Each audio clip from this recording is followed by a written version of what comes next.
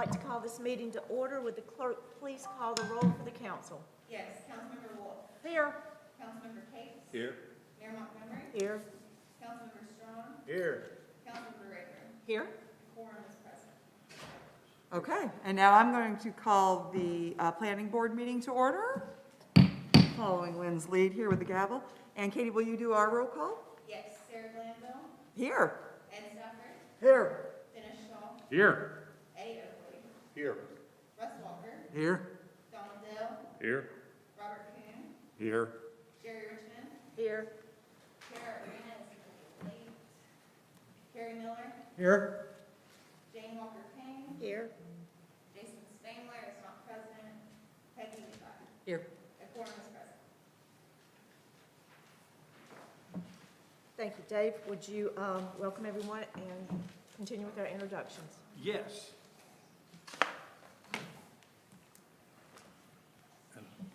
I'm distanced properly, and I was told it wasn't Friday at 5. So welcome to the joint meeting of the Town Council and the Planning Board. And maybe y'all have done this before, but I don't think it has been recently. And one of the things that the mayor and the Town Council wanted to do and set it up as a goal is to have a joint meeting with the two groups. And we have some very important business coming our way over the next many months. I think many of you know that the Johnson property has been purchased by D.R. Horton, and they are the owners.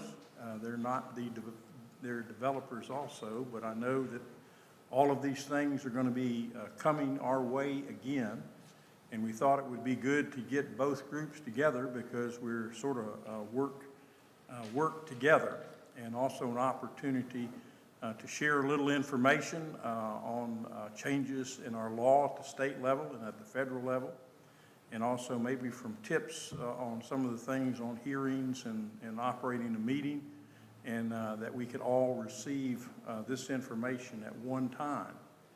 And one of the things I'd like to do, because I think we have some new members from the planning board, and I wanted to go around and starting with Carrie over here, and I know you just did a roll call, but maybe introduce yourself and you know, how long you've been in town, and you know, how long you've been with the planning board or the town board.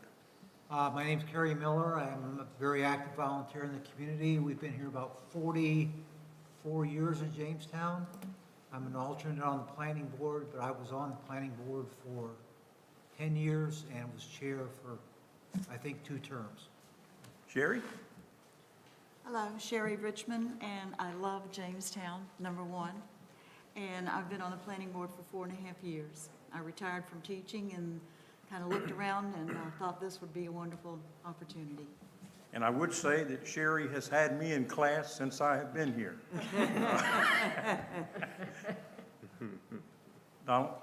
Hey, I'm Donald Dale. We've moved to Jamestown in '94, and we recently moved out to the Hidden Valley area, so we've been here a good long time. I'm active in the Rotary, recently retired from business, but still busy.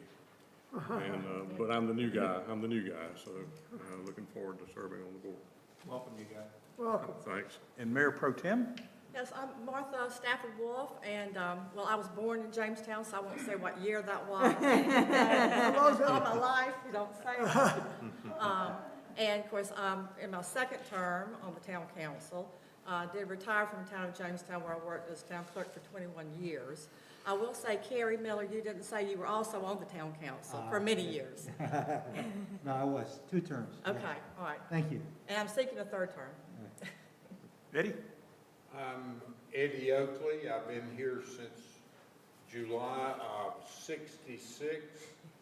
I volunteered the first night I joined the JCs to coach Little League Baseball, and I coached for 20-some years, not only baseball, but every other sport. And I served on the ABC board for 12 years, and then got put on the planning board, which has been a great experience. And I think I've served 3 terms, maybe 9 years or so. We lost track somewhere along the way, so I got to serve a couple extra years. But today is my last meeting, Oh, so unless you, It's okay. Sarah, what did you do? Wanted to introduce Ed Stafford, and this is Martha's much older brother. that's right, yeah. That's what she said. I would never dispute her.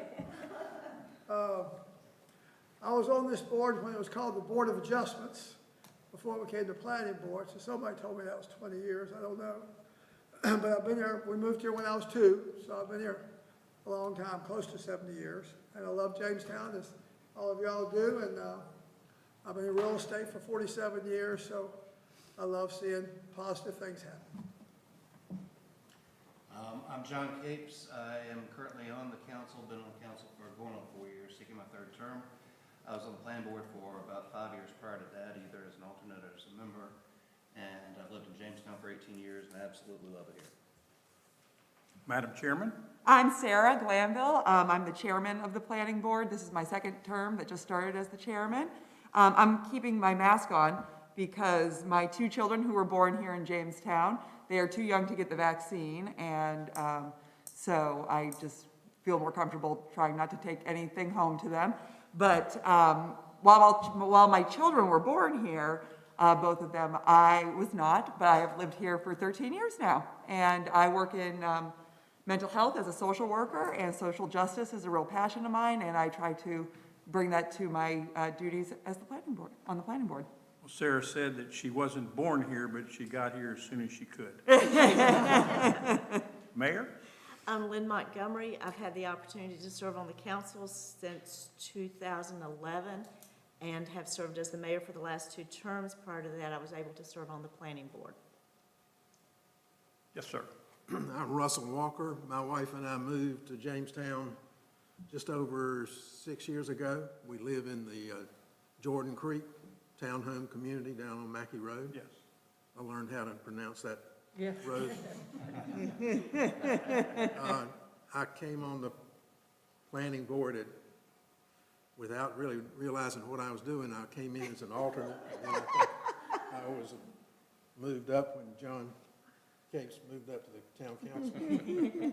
So I've had a little bit of experience in municipal stuff. I was the chairman of the Ashboro ABC board before I moved up here. We came from Ashboro. Captain? I am Lawrence Strong. I have lived here in Jamestown since '01, been associated with it since the mid-'90s. I am in my 2nd term, seeking a 3rd as far as the council goes. I want to thank each and every one of y'all for being volunteers and doing what you're doing. We appreciate it and look forward to serving more time with you, not literally, having graduated or retired with the sheriff's office after 30 years plus of service. And that's about all I can offer. Dennis Shaw, I've been here since 2002. Easy to remember, 9/11/2002, so it was a year later. I've been on the planning board for exactly 1 year. I got in August last year. And I served on a planning board where I lived in Pennsylvania for 10 years before I moved here. Hey, I'm Rebecca Mann Rayborn. I'm in my 2nd term on town council. I grew up in Jamestown and moved back in 2010, so all told 30 to 35 years here in town. And so, loved it enough to come back, so it says something. And I've also had the opportunity to be the liaison to the planning boards. There are lots of familiar faces here. Robert? I'm Robert Kuhn. I've lived in Cedarwood for about 25 years. I did a very brief stint as an alternate and now represent the EJT. This is my first meeting on the planning board. So. Well, welcome aboard. I'm Peggy Levi. I also live in Cedarwood, and I've been there about 25 years as well. My 2nd retirement was recently from Guilford County. Worked downtown in the child support office, and before that from the airlines. So I'm available now to help with the community. Great. Oops. Jane Walker Payne, I'm Russ's cousin. I never say anything about anybody in this town. I also grew up in Ashboro. I lived in Greensboro and then moved here. I'm an alternate on the planning board. Hopefully I'll move up soon. I'm also the historic preservation representative from Jamestown to the county. I have a passion for historic preservation anyway.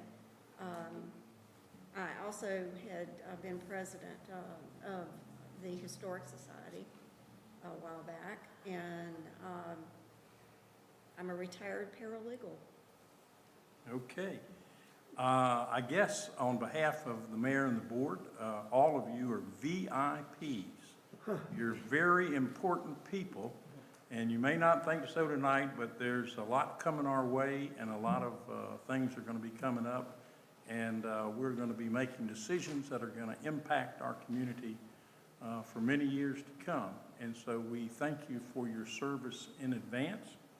And here for the first time, and we've had some really experienced people as well. And on behalf of, I guess, the staff, our staff, thank you for being here. And at this time, I wanted to turn it over to Vaughn Hanson, and he is with Benchmark Planning. And we know there's been some updates and some things that have happened at the state level and at the federal level, and I want to turn it over to Vaughn.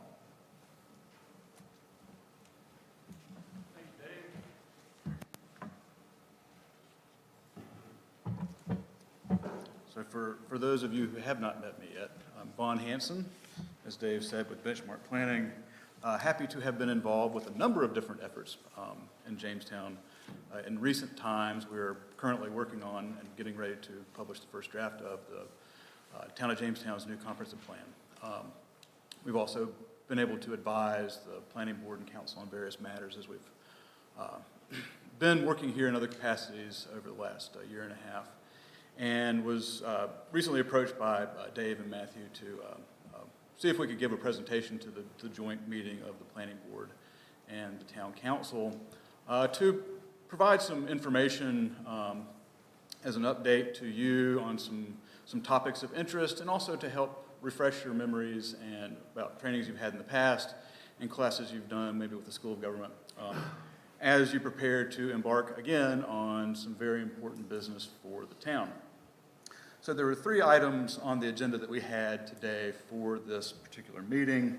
We're going to discuss conflicts of interest.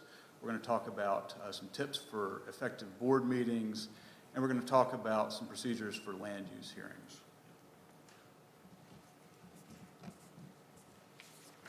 So to kick us off, the North Carolina General Statutes have provisions that govern conflicts of interest related to land use matters in Chapter 160D of the North Carolina General Statutes, specifically Section 109.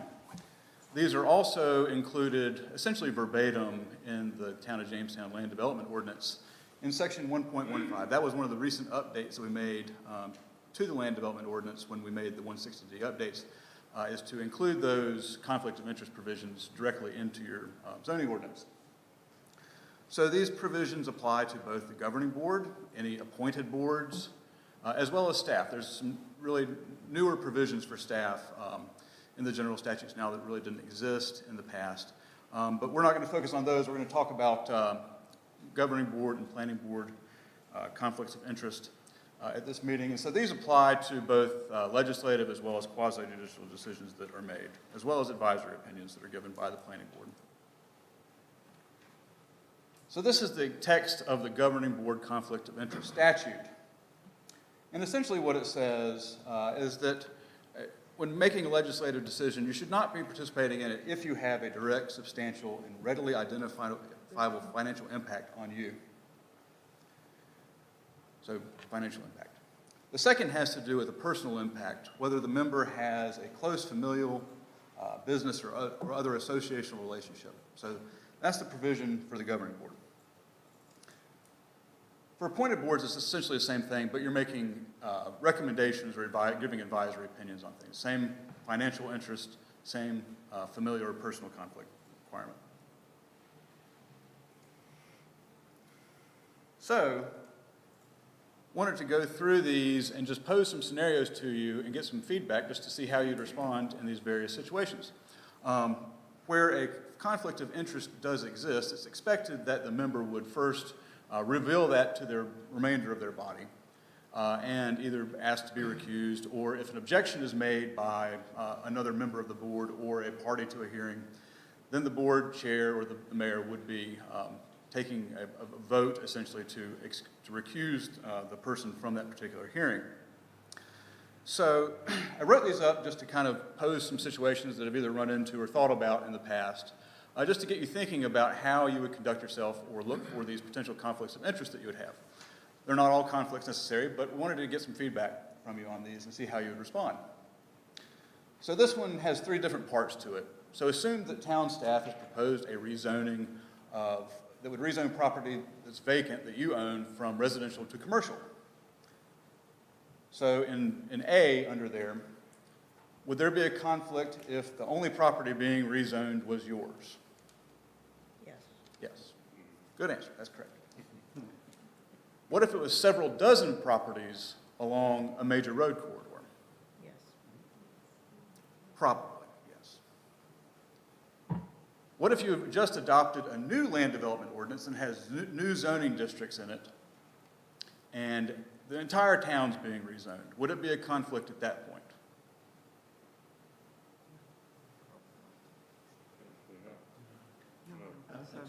Probably not. If it was going from residential to commercial as part of that rezoning, there could be an impact, but essentially everybody's experiencing some change at the same time. Okay, a second financial conflict of interest scenario. So there's a text amendment in front of you, and it would be permitting accessory dwelling units in residential district that you happen to reside in and own your home in. Over half of the residential units in town are in this particular zoning district.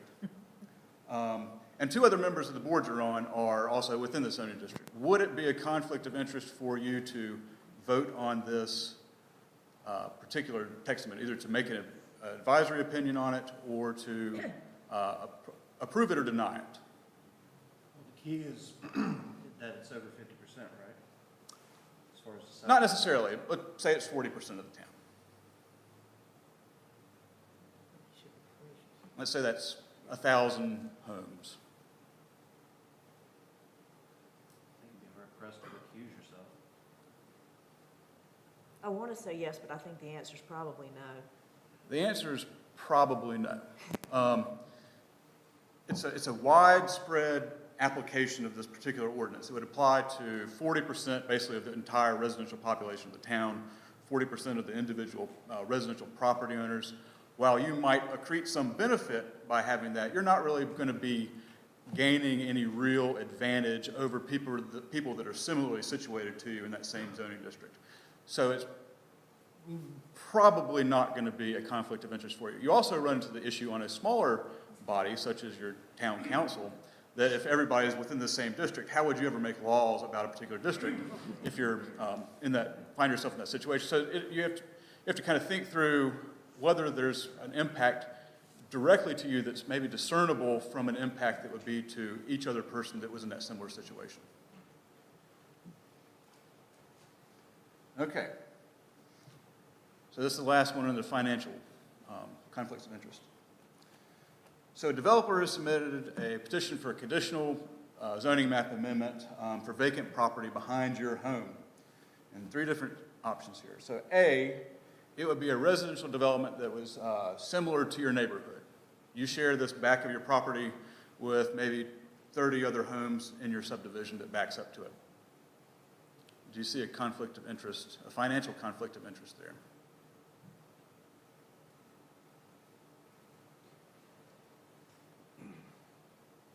Probably not. No, it's a similar residential, Let's say it's a shopping center that's going to go in behind you.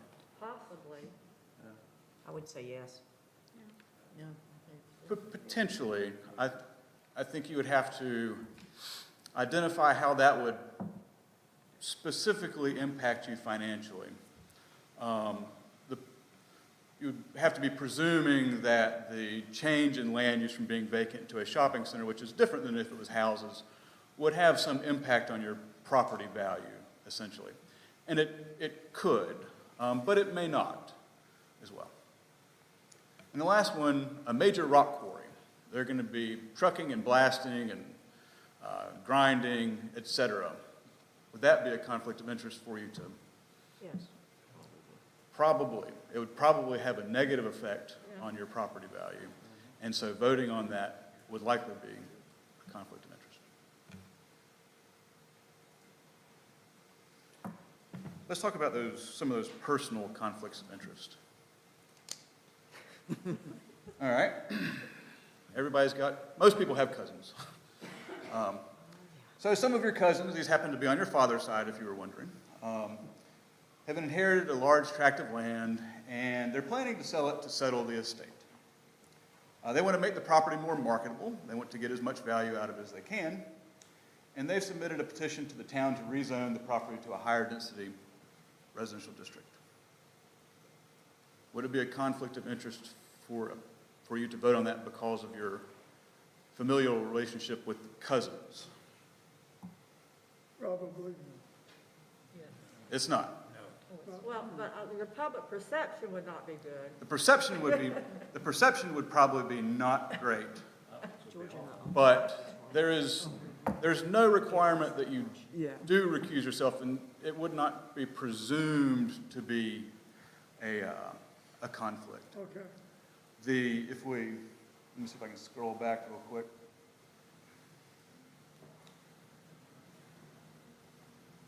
Maybe I left it out, unfortunately.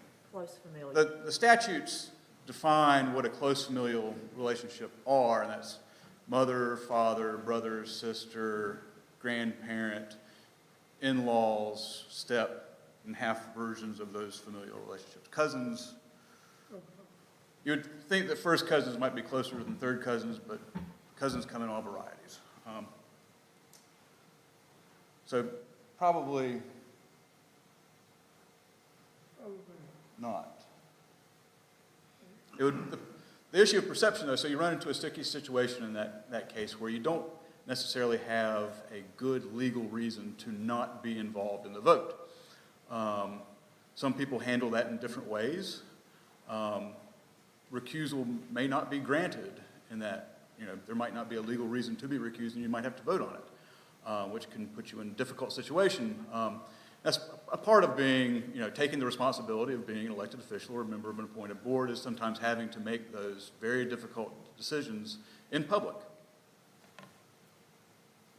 All right. Scenario 2, this is about your neighbor. Y'all have lived together for 20 years. That describes a lot of people in Jamestown. And you're fishing buddies. You see each other quite a bit.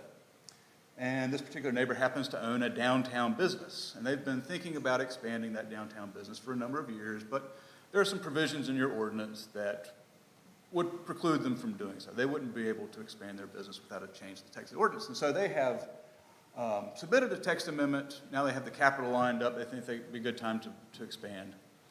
And if it's adopted, it would clear the way for the expansion of their business. Would it be a conflict of interest for you to vote on a text amendment that granted some relief and benefit to your long-term neighbor? No. Yes. No. I think no. No. Doesn't look good. Not unless he's paying me to do it. If he's paying you to do it, then you've got other problems. Nobody pays you but the town of Jamestown. Let's think about that. We're in trouble. We're in a lot of trouble. And you get paid a whole lot. All right. Third scenario under this personal conflict of interest. So the church that your family attends has been growing rapidly. They need to expand. You're on the building committee at church, and you've helped to secure some land, and the church is going to have to get the property rezoned to be able to expand their campus. Would it be a conflict of interest for you to vote on a recommendation or to give approval or disapproval to the church's rezoning petition? Yes. Yeah. It probably would be. It's familial, business, or associational relationship. You have a relationship in this association. You're a member of this church's board. You're basically proposing this yourself. Even though you don't own the church, you have a very vested interest in its in the outcome of the petition. I'm going to pause here for a minute, and because we're about to go into a kind of different set of conflicts. Does anybody have any questions or scenarios that they would like to pose, or clarification about what financial and personal conflicts might be? Anything they're worried about before making decisions as members of the planning board or the town council? That's great. Lots of clear consciences.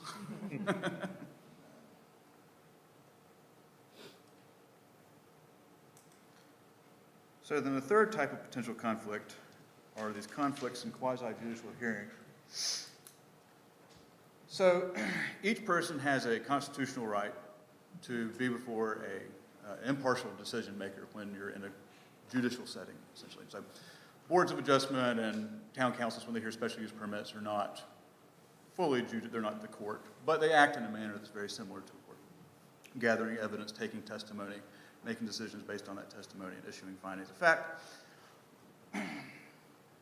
So if a member has a fixed, one of the ways you can have a conflict is having a fixed opinion about something. You're just not going to ever change. You know about this, and you're not open to accepting the evidence as presented that might be contrary to your beliefs. So that's one way that you might have a conflict.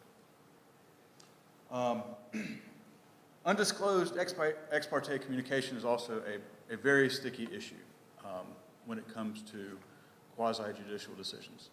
When something of great importance is before a board that holds these type of hearings, you often get emails, text messages, phone calls, bumps into in the grocery store aisle of people that want to bend your ear about what is before you. And you can choose not to read the emails and text messages or answer your phone, but you know, eventually you'll come into some contact with somebody who will say something to you. And that's fine. They can say something. You can't stop people from speaking. They might even show up to a hearing, an unrelated meeting beforehand, and try and persuade you one way or the other. That's happening in public, so that's not as much of an issue. But it's these other conversations that might be had, and the temptation to discuss things with the constituents is very great. You're here to take care of them. That's your job. It's very important that if you find yourself in a situation like that, that you make sure you disclose that those conversations have taken place prior to a meeting in which you make when you hold a quasi-judicial hearing or make that decision. That way, if it goes beyond what might be a normal conversation, it can be determined whether or not recusal, due to the degree and extent of ex parte communication, is necessary. In general, it's not disqualifying to have talked to somebody. It's just disqualifying to have those conversations and not disclose them to the public, to the parties involved, and to the rest of the board, so they understand your position. Same issue, having a close familial, business, or associational relationship. That's also a potential disqualifier from being an impartial decision maker. If it's your brother coming to get a special use permit, or your sister-in-law looking for a variance, it could be very difficult to be able to look objectively at that scenario. And again, having a financial interest in the outcome. That's probably the most obvious one there. This is my property that's going to get approved to have a drive-through restaurant on it or something like that. Okay. So scenario one, special use permit comes in, big development, neighbors have been emailing, calling about it for months. It's just taken a long time to get through the process. Application has been submitted, they've been working on things. So it's finally on the agenda. You've listened to the concerns, you read the emails, but you feel your mind is open to the applicant's project. But you also have a good understanding of the concerns of the neighbors already. right? You know what their arguments are going to be. Can you participate in the hearing? Yes, if you disclose what you have been, you know, talked about or emailed about, disclose it. And you are going to maintain a very open mind about the evidence that's presented. You know what the neighbors are going to say because they've told you. You disclose that to the remainder of the board. And you keep a very open mind and look at the evidence on its merits, essentially, as you're reviewing the case. All right. So that same special use permit, that's actually for a major business coming to town. As a very shrewd investor, you invested a lot of money in stock in that company in your Roth IRA about a decade ago. This new location, it wouldn't be the only location for this business, but it would be one of hundreds across the United States. Can you be an objective decision maker when you are a not major stockholder, you're not a 5% owner or anything like that, but you've probably got 5,000 shares in this company that has 800 million outstanding? Can you be an impartial decision maker? No, I don't think so. I think you could. I think you disclose, you know, let people Disclose that you know. are an owner. I think if you disclose it, given the scale of the business, right? Again, I'll say public perception wouldn't look good. Yeah. Disclosing that could be somewhat difficult for some people Yeah. because of, you know, personal nature of financial. People own diverse types of interests in companies of all kinds, and business comes before planning boards and city councils all across the United States. And it's probably not a direct conflict of interest, given that it's not just a business that's unique and you don't own half of it. You know, you're a very minor shareholder in there. It does have, you know, the business's success can be beneficial to you, but it also has hundreds of locations and it's not going under anytime soon, whether or not this gets approved or not.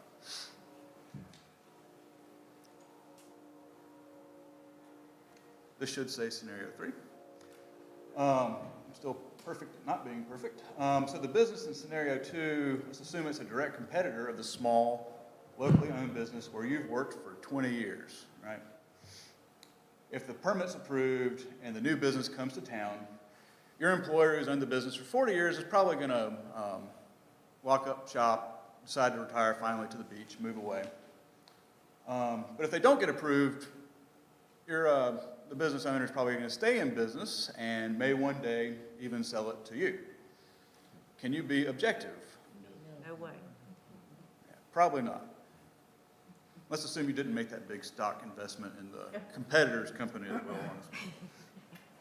So probably not. You're probably going to need to recuse yourself because everybody's going to know who you work for and that it's probably a competitor that might have because of the size of this business, might be a threat to your current employment situation. So that's a good financial interest and also a business associational interest that you would have there. All right. Other questions about, any questions, comments, concerns about? Y'all did great. Hopefully we spurred some thought. It's sometimes those conflicts that you don't really think about that might end up getting you. Like, oh, sure I go to church there. Why would that matter? And I guess if you have any doubt, you should speak to the If you have town attorney. have a doubt, Is this a legally conflict of interest? contact the town attorney. They can help advise you on ethical situations and conflicts of interest like that.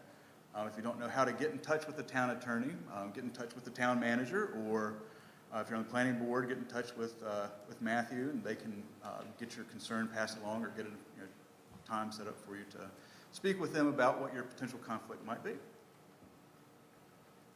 And are there also issues, if you recuse yourself and you believe you have a good reason, but maybe it's more because it personally would not be great for you to make this decision that's not so popular?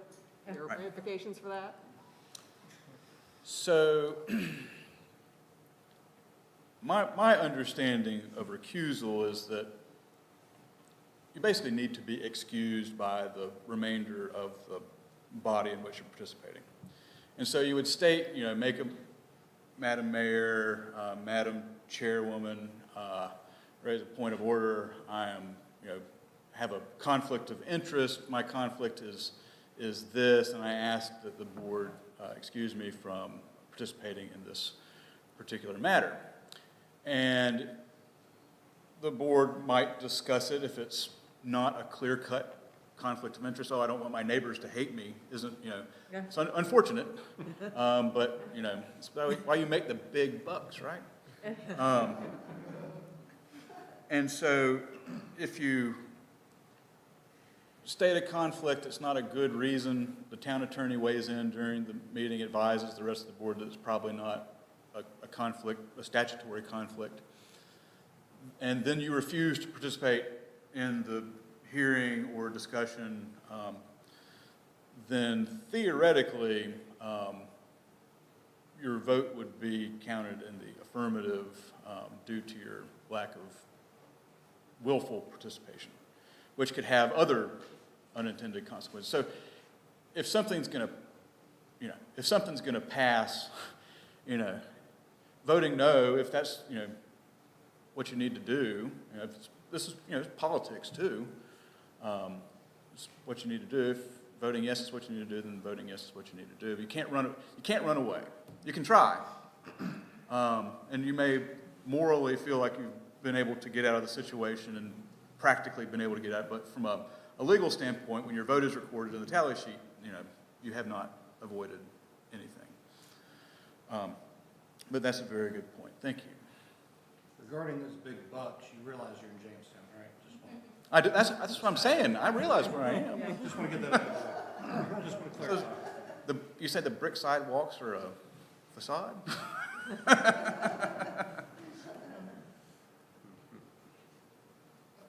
All right.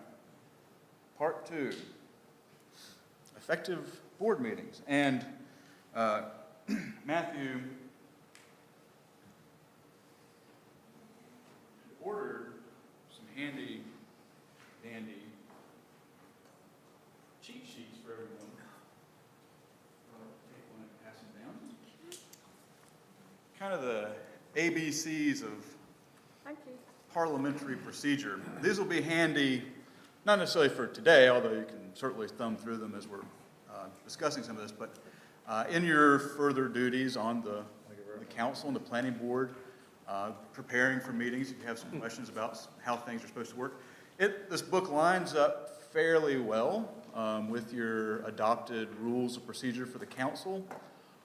There's probably a few little minor differences here and there. If you're not familiar with the rules and procedures for your respective boards, it's probably a good idea to periodically get them out and take a look at them. I believe, was it August, Katie, of 2020, the last revision that was made to the council rules of procedure? I've been reading through them. They're very good and they're very thorough.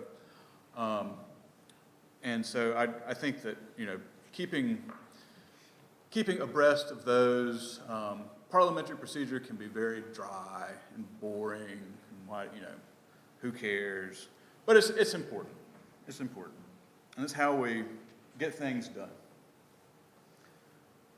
So why do we use it? Why do we use parliamentary procedure? Why do we use this dry Robert's Rules of Order? So it does a lot of good things for meetings. It gives every member a chance to be heard.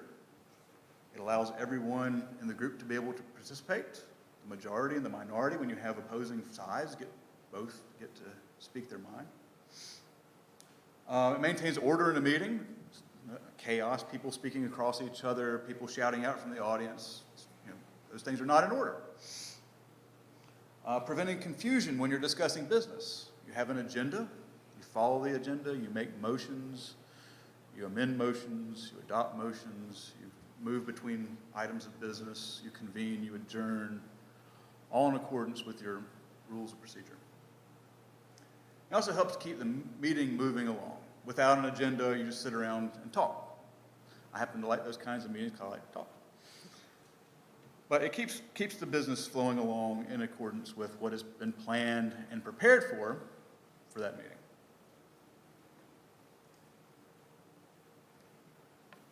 So the principles of parliamentary procedure, very basic stuff.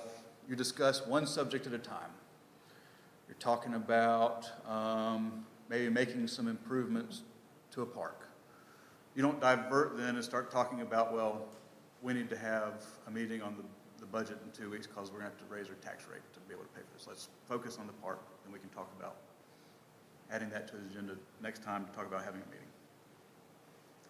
Allows, you have to allow full and free discussion of each business item. So each person that wants to be able to debate or discuss an item on the agenda or a motion that's been made gets the chance to do that.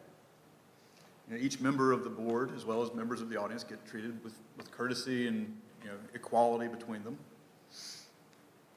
And it ensures that the will of the majority on the board is carried out while respecting the rights of the minority. So if there's two different sides of an issue, remember each group gets to make its voice known and gets to make motions and propose amendments and things of that nature. But ultimately, it's presumed that the will of the majority gets done and enshrined in the actions of the board.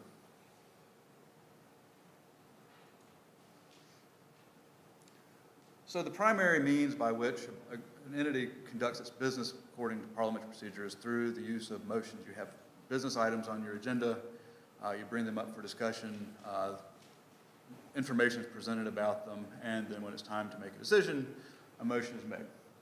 So they provide an orderly manner in which proposed actions by the board can be clearly stated, support identified or not for a particular course of action, a debate held, any necessary amendments proposed, and a final vote taken to express the will of the board.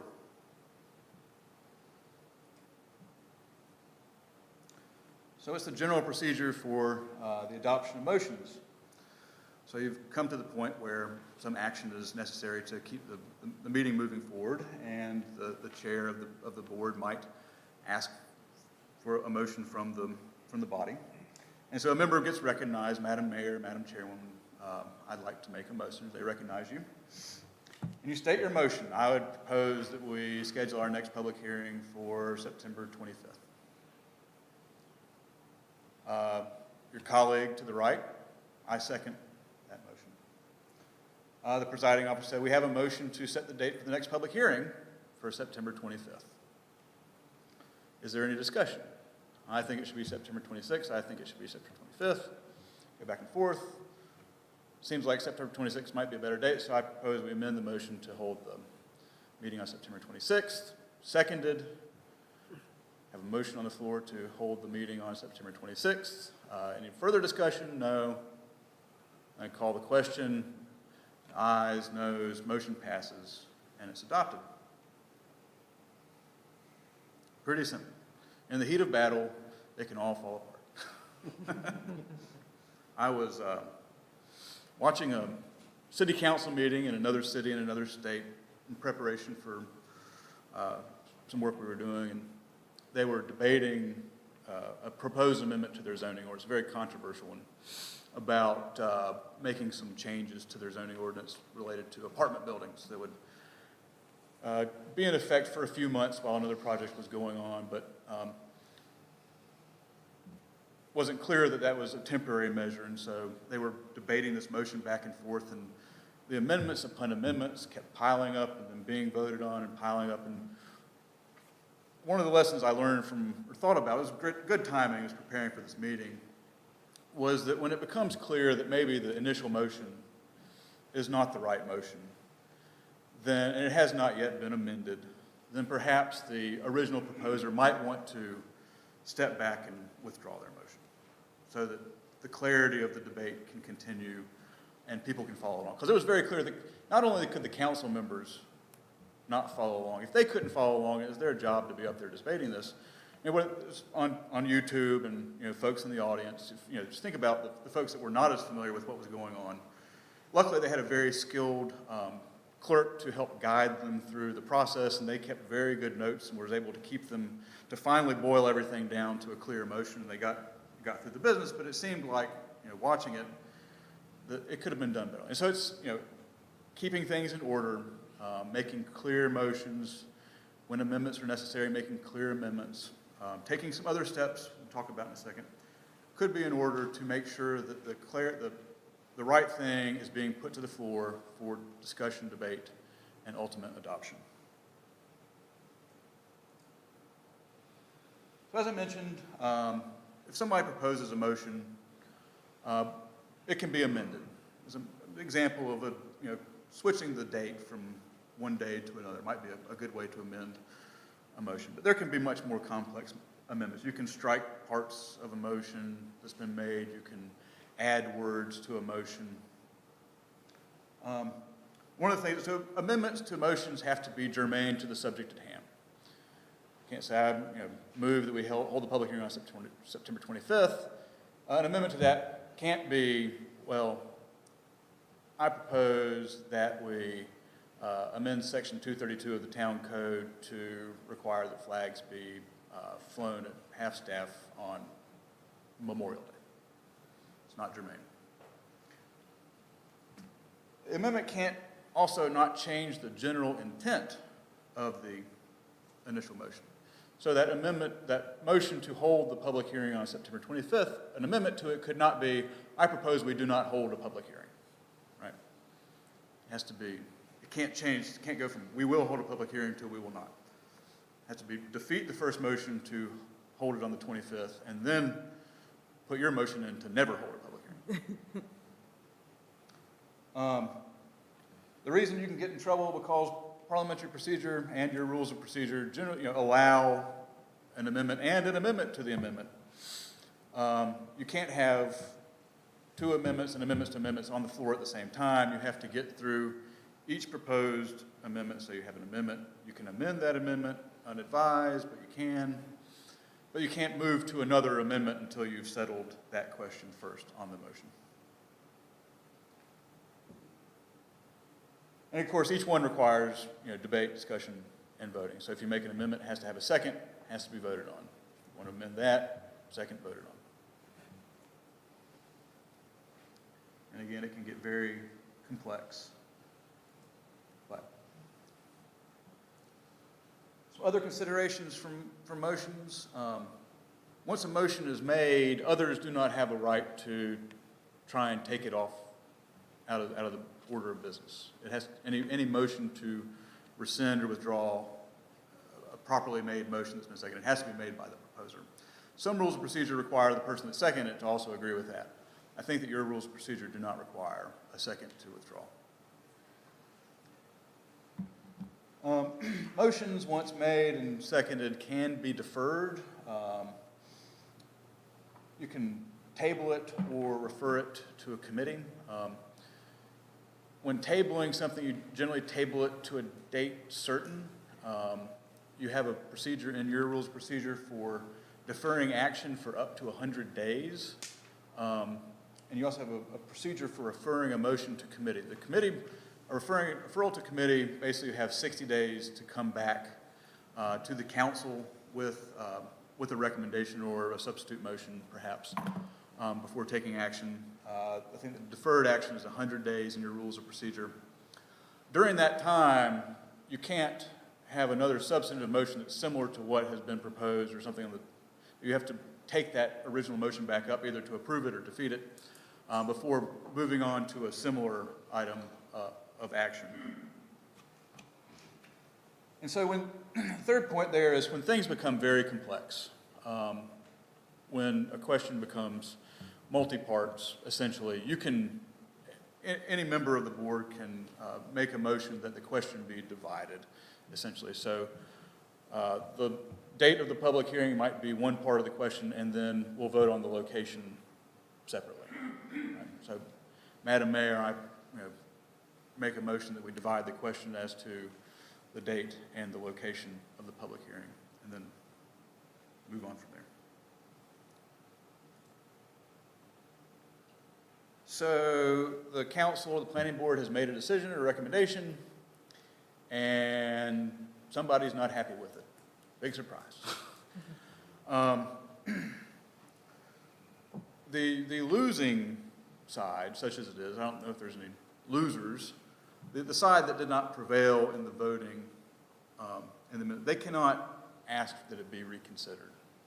only a member of the majority voting in favor of the motion to adopt can request a reconsideration of a previously made amendment, or I'm sorry, previously made motion. That's to keep things from just going back and forth 100 times, just get into a circular loop. And that's why, if you're familiar with parliamentary procedure, you'll see the Senate minority leaders are notorious for voting against something that their party is for if it's not going to win. That way they can move to bring the matter back up for reconsideration at a later date. There's another type of motion out there. So we've talked about the motions that you typically make are main motions, and there's subsidiary motions such as amendments, dividing the question, et cetera. And it's all detailed very handily there for your little red book. There's certain types of motions that are privileged. Essentially, you can, in most circumstances, a member cannot individually kind of take the floor when there's another speaker or somebody else is holding it. There are certain motions that are privileged, though, and they have to do things like the operation of the group, the comfort and safety of its members or the individuals. And so, for example, if a recess is needed, a member of your board may request a motion. Madam Chair, I request a motion that we take a 10-minute recess. The room erupts into chaos after a decision is made or after a speaker finishes. You know, Madam Chair, I move that we restore order to the proceedings. So those things take precedence then over any other business that's on the floor. If you're in the process of making motions, you can say, hey, hold up, we need to do something about this. It can be as simple as we need to turn the air conditioning off. We don't need to turn the air conditioning off.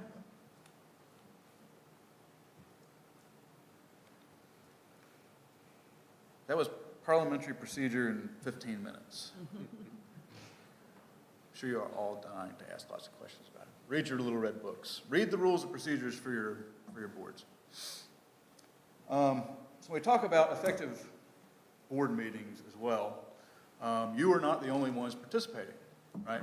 The public is here. They often have a right to speak, guaranteed by a statute or your local rules of procedure on a variety of matters. There are things where public hearings are mandated. There's required public comment sessions on a monthly basis for boards as well. So when the public is involved, not everybody's accustomed to speaking in a setting like this. And so people may just not know how they're supposed to conduct themselves or how they're supposed to act in a meeting. You assume they do. So some key things, though, when maybe providing instructions to the public before a public comment period or before opening a public hearing. You know, first, instructing speakers to address the entirety of the board, not Bill in the back of the room, not Councilman X, you know, just making sure that they are addressing the board as a whole. That's who you are asking to hear from. That's who they should be addressing. That prevents order from being lost in certain circumstances. If you have time limits for speakers, which is generally advised, it's probably a good idea to stick to them fairly strictly. You can wind up in search, well, we like what Tom has to say, so we're going to let him take 7 minutes instead of the 3 that are allocated, and Sally gets up and you bang the gavel on her, right? Make sure you're equitable in how you, if you have a time limit, please make sure you're equitable in how you enforce that. Often we will see members of the public, particularly when it comes to public comment periods, bringing up maybe unexpected or expected issues, concerns, questions, etc. There's great temptation often for a board to either engage in debate with or essentially add an agenda item during the public comment period when something of great interest comes up when it's raised by a member of the public. It's probably best for, again, keeping the meeting moving along and sticking to your agenda, Two, when that speaker is done, refer that item to the town manager, to your public works director, to the fire department, to the sheriff's deputies, whomever the issue might be germane to, and ask them to work with the constituent that might have a question or a concern. And if it's something that needs to come back to the board for further discussion, then the town manager or members of the council can add it to the upcoming meeting agenda if it's a great concern. But maybe that allows everybody first to be able to prepare, to be able to address it adequately, not making responses off the fly, or trying to make policy on the fly. We're sending it through the normal order of business. And again, the purpose of those public comment periods and public hearings is for there to be comment and information given by the speakers. It's not for you, the board, to engage members of the public in debate, and it's not a chance for the members of the public to engage each other in debate or engage your staff in debate, and it's up to the leaders of those meetings or their deputies when they are not present to make sure that those rules of decorum are followed.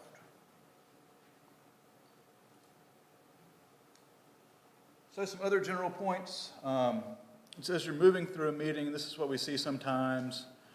As you're moving between agenda items, especially if you're moving quickly, so you don't have a lot of business that evening, it's very routine things. It's still very important that the members of the public or your staff or your fellow board members be able to follow what is going along. And so, making sure that you're clearly stating what item of business you're on as you're moving from one business item to the next. I was in a meeting the other night where the mayor skipped over accidentally between two different business items, and luckily she was saying what it was, and so we could say, Madam Mayor, you need to step back to item 13. We're not going to 15 at this time. Maintaining good order is both for the public who comes, as well as between board members. It sometimes will devolve into some crosstalk between members. That limits the ability of other members to hear what each one has to say, and it limits the ability of each one to be able to say what they want to say. You can also get into situations where a speaker is up here, and particularly with larger boards, you can get into some crosstalk situations where people are having side conversations when somebody's trying to speak because there was a previous speaker that maybe said something that was of interest, or you're asking a question. It's best to try and leave those for appropriate periods and breaks, and then follow the proper procedures if you need to say something to the entire group. And also when you're, as a point of that, speak, if you have something to say during a meeting, it's probably best that the entire body that you're on be made privy to that. Prepare for meetings. I'm a great procrastinator.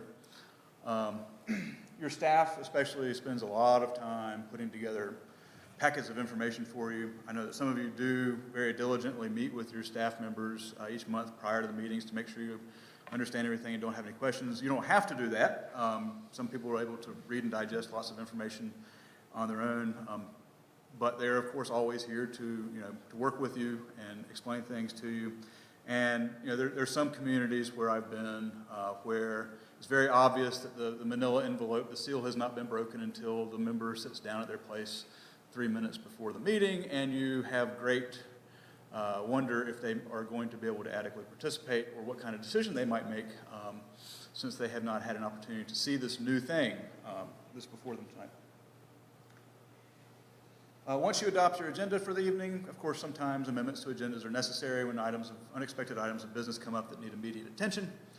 But once you are going through the agenda, it's probably best to stick to it again as much as possible.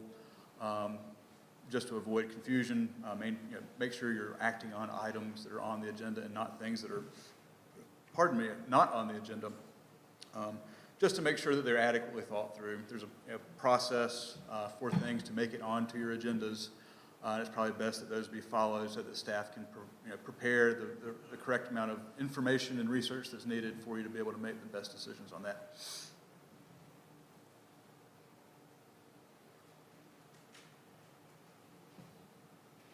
All right. Questions about running effective meetings? Yes, sir. I got two questions. Please. Public comment. They're both regarding public comment. Okay. You have two people come in and you allow 3 minutes per speaker. Can one speaker bequeath his time to the second one? That's allowed in certain And it's probably something that the chair has to. Well, it's in the policy, it's in the public comment policy, and you cannot defer to someone else. So you can't bring 10 people with you and give a half-hour presentation. Okay, so, It's, okay. I'm sorry, go ahead. Second question then, since you answered it that way. You have a speaker who's an eloquent speaker and has a point to make that's gonna take more than 3 minutes. Can they ask for extended time before the meeting starts or whatever the case may be? The best way to handle that particular situation would be to approach the mayor, council member, or town manager and ask to be able to be added to the agenda to make a presentation. If there's something that specific that needs to be said. If it's something that long, it's probably more than a comment. Yeah, I'm thinking just like, instead of 3 minutes, maybe 10 minutes, something like that. So theoretically, a member of the board could, on behalf of that speaker, make a motion to suspend the rules and lengthen the period of public comment for that person. It's just you would need to consider what that might mean in terms of treating each speaker from the audience equally. But it's not impossible, but there's ways to make those presentations if they're needed, or to convey information to members of the council or the planning board outside of a meeting as well. And there's certain types of situations where you might have a greater right to do that in terms of the amount of time that you're able to speak, particularly in a quasi-judicial type of hearing. But if you do it outside the meeting, then it has to be disclosed too, right? It cannot be, yeah, so you can't speak to a quorum of the council or the planning board. Well, can I go back and ask Please. something? It's been bugging me ever since we were talking about, well, it was the question you brought up about if you did not vote, what's the ramifications of that? Because your responsibility is to vote.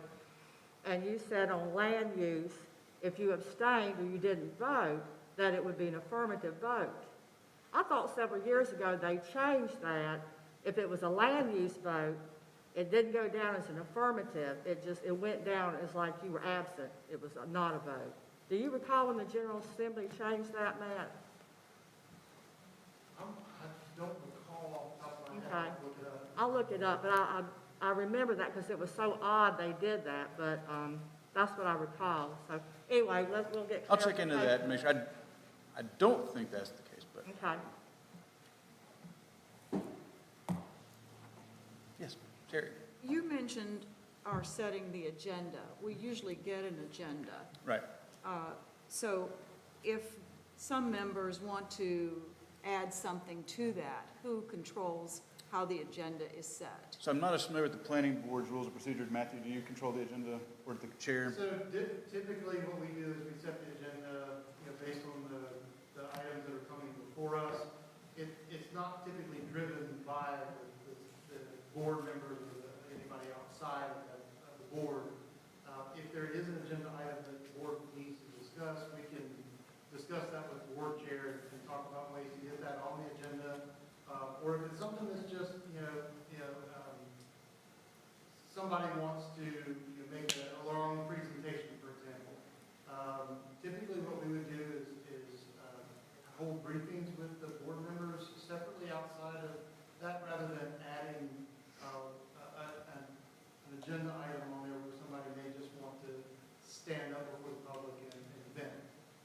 So we want to maintain a certain decorum, and to do that, we have to maintain a certain agenda. So we can discuss it if there's a particular interest. So the board members can request something to be on the agenda, or to review something. Let's say we wanted to review ordinances on signs or something. If any board member has a particular concern, we would ask them to probably share that with staff first, and then we would determine the best way to approach that. Okay. And also, in many instances, when we have citizens come in, a lot of times, I'll have them, ask them to put that in writing and submit it to the town clerk, and then we can make sure that every member of the board receives the information, at the appropriate time. And so we do have a lot of folks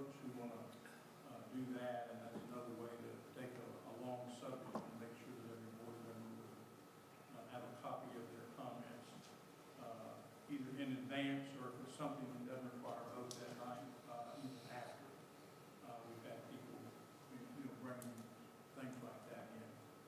And one thing about the 3-minute time limit, if you deviate one time, you could have several other people who want to do the same thing, even in that same meeting, and you can lose control.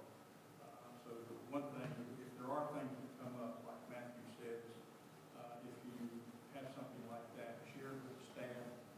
We'll get with the chairman and find out, the best way for that information to be shared without impeding the effectiveness of the meeting. I think, if I may speak up, because Sherry, please correct me if I'm not representing your thoughts well here. I think Sherry's talking more about if we decide as a board, it would be really beneficial for Matthew to present to us our sign usage policy, because we don't remember it very well, and we feel like it's pertinent to what's coming up, or, that it's just something we need a refresher on. Can one of the board members ask for that item to be added to the agenda so we can address it in our meeting?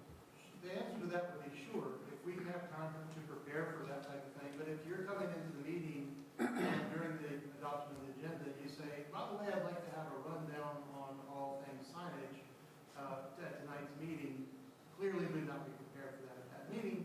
We would say, we can discuss that afterwards or something like that. That's why it's always best if you have a concern that you share that with. Well, again, I guess, I don't think Sherry was talking about concerns. No, not a concern, but sometimes when we don't meet, I wonder if that's a good opportunity to plan, because we are a planning board, and that key word is planning, and that if we could spend, I see that smile, if we could spend some time maybe reviewing some things that are, in our minds, rough around the edges. And I'm just giving the example of signage. It could be outdoor buildings, how could that be rearranged for in some kind of way to be better and still go along with the ordinances. But some issues that we think about, how is that filtered through the staff so that it can get to the agenda? Yeah, I think the question is like, say, I'm just going to stick with signs. Say a member of the board says, at the October meeting, today is August 10th, at the October meeting, I would like to talk about the sign usage because we don't know it very well and we need a refresher on it. How do I get that on the agenda? I think that's the question at hand. Again, the answer would be to contact staff and work through us. We will help you with that. And would that even necessarily be an agenda item, or would that be a request for a workshop potentially to introduce it to all members of the board? Correct. That is a great idea, that for some of the months that we aren't meeting, maybe we could have a workshop and go over some of these areas that people talk about, and it would clear things up a bit. And I think it's important to plan ahead. Very good idea. Just have an effective meeting because it has things that are being discussed that you want to discuss. I mean, that's keeping the interest of the board and making sure you're well informed of what's going on in the community.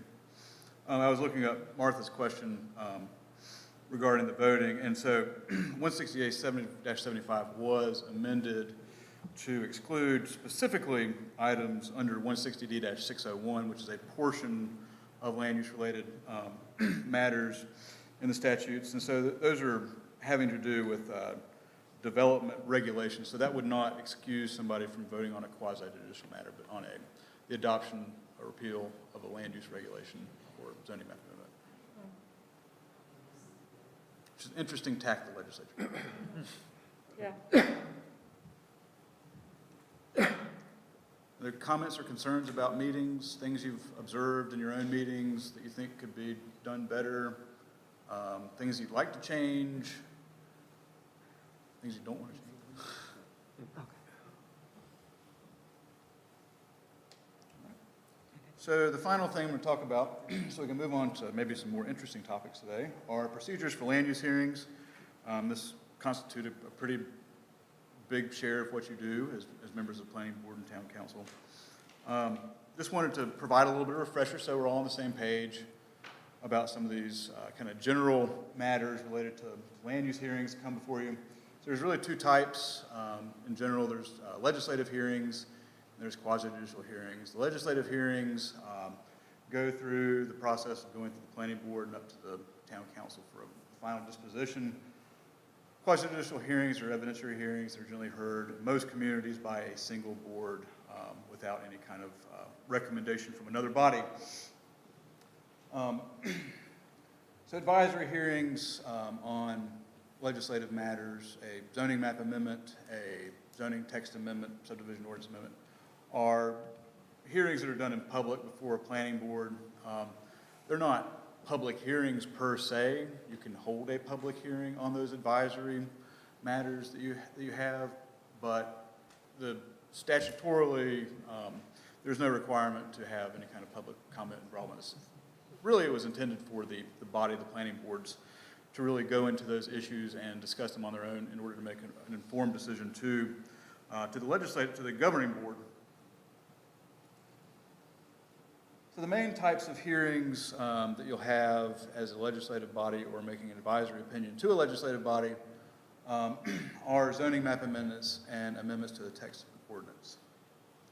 And that can be, in Jamestown's case, you have a land development ordinance. In some communities, they have a separate zoning and subdivision ordinance. But amendments to either the zoning map or to those texts of those ordinances do have to go through the legislative process and get an opinion and a recommendation from the planning board. There's some procedures in place statutorily where if a recommendation is not forthcoming, the governing body can act in the absence of a recommendation. That's somewhat rare, but it does happen from time to time.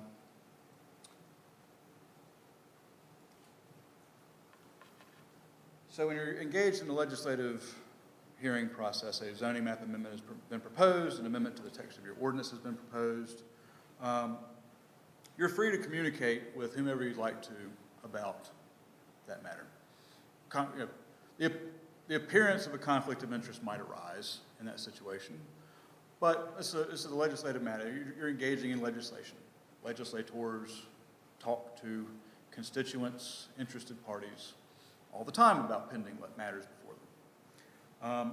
It also opens up the potential to have negotiations, discussions, as you're formulating your policy response. You can have a different policy response than your neighbor on the board that you're on. And you can interact with people to get more information as you're doing your investigation to develop your policy position. So when you hold a legislative hearing, all parties are also allowed to speak. Anyone that wants to show up at a public hearing in front of the town council on a zoning map amendment can speak. You can, again, have a time limit on how long they speak. You can stop there from being repetitive testimony. 25 people get up in a row, basically tell you the same thing about how bad traffic's going to be. You say, thank you very much. We understand there's going to be traffic. Thank you. And you don't have to make, the first time something comes in front of you, you don't have to make a decision on it. And there are circumstances, again, under 168-75, where there can be something introduced on the first reading you couldn't vote on it the first night. So if you need to continue a hearing to give it more thought and consideration, refer it back to staff, refer it back to the planning board for further consideration. Those are things that you can do. You don't have to act right away. You do need to act in a reasonable amount of time, though. People have a right to eventual decision on things.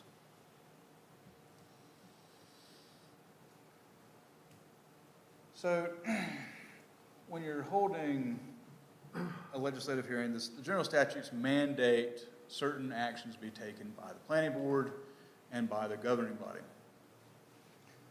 So the planning board is required to analyze the consistency of any amendment to the zoning map or to the text of a development ordinance with an adopted comprehensive plan or any other adopted plan having effect in the jurisdiction that you're considering.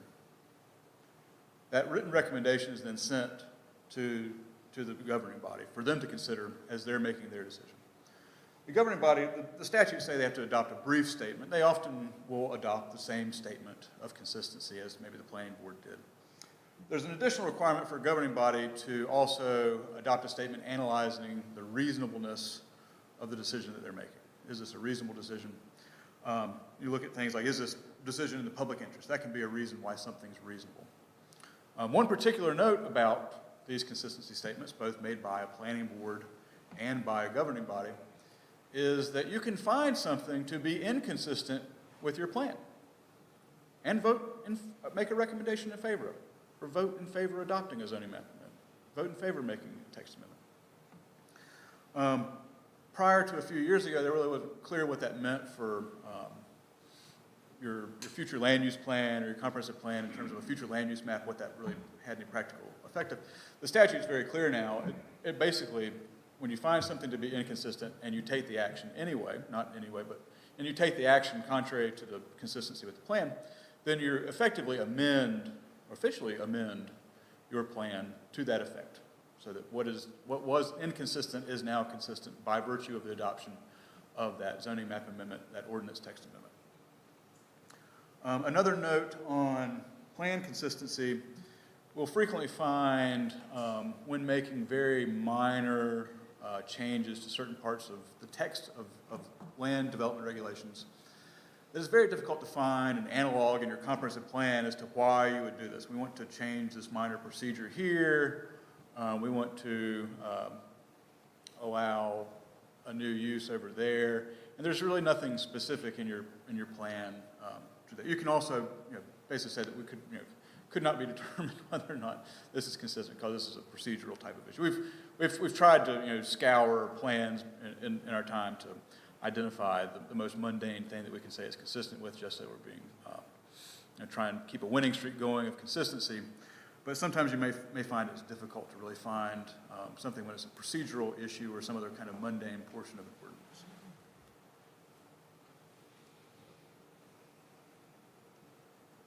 The other type of hearing, quasi-judicial hearings, these are always very fun. So they're evidentiary hearings that place the burden of proving compliance with the standards of the ordinance, usually findings of fact, on the applicant to show that they meet them. So they have to present evidence to that effect.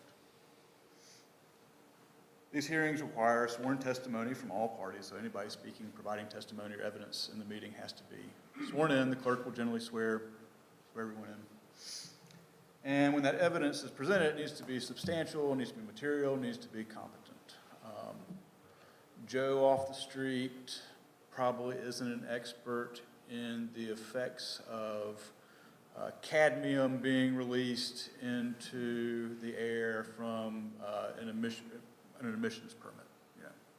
He might know it's bad, and that's his opinion, but he's probably not an expert. So when things require an expert to provide testimony on them, it's best that they be provided by an expert. You can listen to Joe and his testimony and count it basically as opinion evidence, but that would not count or be weighed as heavily as the evidence of the expert for the applicant who came in to testify that, no, it doesn't have any health effects and we've complied with all of our air quality permits. The hearings are public, right? They're quasi-judicial proceedings. They're held in public, and anybody that wants to come can come. Generally, anybody that wants to get up and talk is allowed to talk. Really, you need to have some attachment to the case, either be brought by the applicant, being paid by neighbors as an expert to rebut testimony or present contrary evidence. McDonald's is going over here, you live 3 miles down the road and you just don't like fast food restaurants. Coming up and saying it's bad, man, that's fine. You should probably give zero weight to that person's testimony about it. Right? A neighbor, though, they're an expert on their living situation. They live beside where the McDonald's is going. They can tell you about what's going on around there. I've personally seen 10 traffic accidents right out there in the last 2 weeks.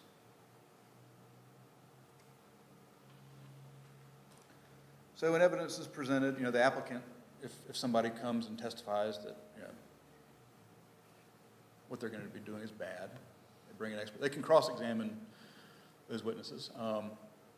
The board members, the members of the public body that are holding the quasi-judicial hearing can ask questions of those persons testifying or presenting evidence at the meetings. You can even issue subpoenas if you need persons or documents to be presented to you to help you make your decision. It's probably best not to set any kind of arbitrary time limits on how long a case can be presented. 8 hours is usually going to be too much. There are marathon quasi-judicial hearings sometimes that last multiple nights. I've unfortunately been involved in some. They're no fun. They usually involve lots of attorneys and court reporters. But you knew that in advance though, right? Oh, yeah. Yeah. Well, one time I didn't. It didn't last, it was just one night. That one I didn't know the court reporters and attorneys were showing up though. So it's probably best not to set an arbitrary time limit on hearings, but you still can, if the testimony of the either applicant or opponents, we've had both types of parties can present repetitive evidence to you. You can limit, we've heard this evidence, we believe you. And you can't consider items as evidence that were not presented in the hearing. You may have all of the knowledge in the world, not through ex parte communication, but you may have used to have lived next to where this is being proposed. You may drive by there every day. Your cousin might have used to own the property. You may know it's the best thing in the world that's going to happen. If the applicant can't prove through their evidence, then it can be difficult to establish the required findings. We generally advise people that are coming before boards to make an application, it's going to be a quasi-judicial hearing, that they probably should hire an attorney to make sure that their rights are represented and that they're prepared to give the right kind of evidence and testimony that's needed. Because it's very easy not to.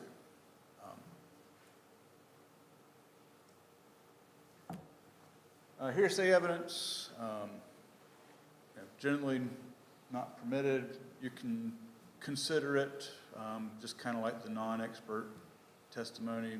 It'll be given a very low weight. You have to make your findings in writing. I will generally provide worksheets to board members and the clerk so they can, as their evidence is being collected, they can identify the pieces of evidence that are supporting the different findings of fact. We'll often, certain cases, administering an ordinance will request that applicants provide a narrative discussing how they're going to meet those findings so that they can organize their thoughts, and you can look at that for reference purposes. And so that evidence has to be entered into the record. So they make testimony, it's being recorded, an accurate record of the meeting is being kept. And when somebody holds up a picture, you need to make sure that you have a copy of that picture as well, because when the neighbors sue, they're coming to you for the record, right? So you need to make sure that you have an accurate record of all the evidence. If you're relying on something especially, you need to make sure that you have it in your possession. Make sure the clerk to the board has that evidence. And so these multi-night marathon meetings, so you can continue, it's midnight, we need to wait for another, you don't have to finish it that evening. The meeting can go too long, you might decide that, some additional evidence is needed. You may need to, you've requested some additional documents from either the applicant or an opponent to a particular quasi-judicial hearing, and it's going to take them some time to gather them, so you'd, recess the meeting and continue the public hearing until a time certain. Say we'll reconvene on Tuesday the 21st at 7 p.m. back here, and keep that up. When meetings last more than one night, you have the potential for an absent member, though, to then come back in. There's some particular problems that can arise when a person was not privy to the entirety of the hearing. There's, I believe, some precedent for people being able to review the record of the hearing up to that point and be able to then participate fully after that point, but there's not really a good reason to recuse those. So you find yourself in a situation where somebody might not have had the benefit of being able to observe and make their own determinations about the competency, perhaps of an expert, whether they were convincing in their arguments in favor of something or in the way they presented testimony. Most of these items aren't life and death, that they can be. They can get very important, very expensive very quickly. So it's wise to study up on these procedures prior to going into a situation where you'll be holding a quasi-judicial hearing. And just a general note, I think I'm almost done. There's often a tendency to, in legislative hearings, follow a model of presentation of public comment or that's more similar to a quasi-judicial hearing. And in the quasi-judicial hearing, you'll have the applicant present their case essentially to you, and then persons presenting contrary evidence or rebutting what they presented will then get up and present a case to you against it. And going back to the legislative hearings, they're not, legislative hearings may feel like they're adversarial in nature, but they're not really. It's just a legislative process. And so there's not necessarily always a for position and against position. There definitely can be.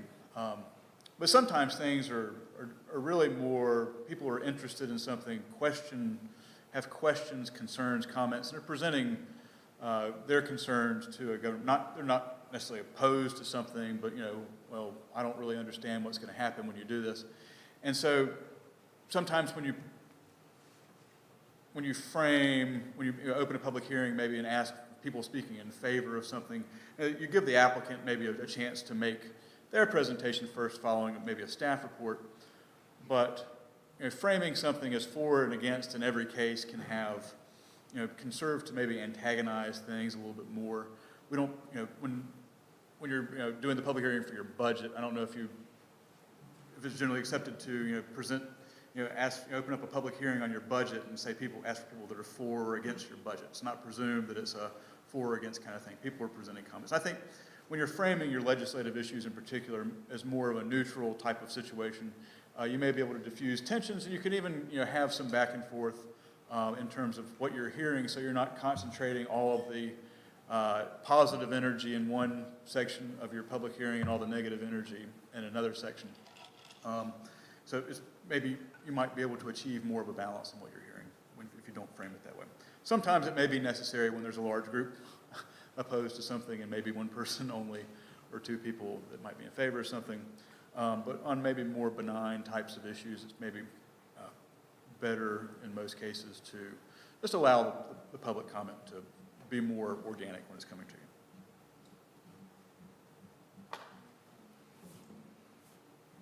All right. I'm going to shut up unless anybody has any questions. Thank you, Vaughn. Thank you. Let me ask what, Please. sorry. You talked about there isn't, not on, with changes to the ordinance or zoning, there is a time limit now on making that decision, right? Even if the hearing has continued several meetings, it still needs to be done within 180 days from the planning board to the town council, correct? So what I was talking about, so that was in relation to the council's rules of procedure for when a motion could be either deferred, laid on the table, or sent to committee. And there's some time limits associated with that. When most of these items, again, coming to either of these bodies, are items that require public hearings, and so often either a public hearing is continued to a date certain, or the discussion about the item doesn't allow for there to be a decision made, that evening. And so either the hearing or the consideration can be tabled until a date certain, so which is generally your next meeting. So you're in August, and so we would, I move that we table consideration of Amendment 25 until our meeting on September 15th. Now, the applicant generally has a right to eventually get a decision from you. There's some, and that's, you know,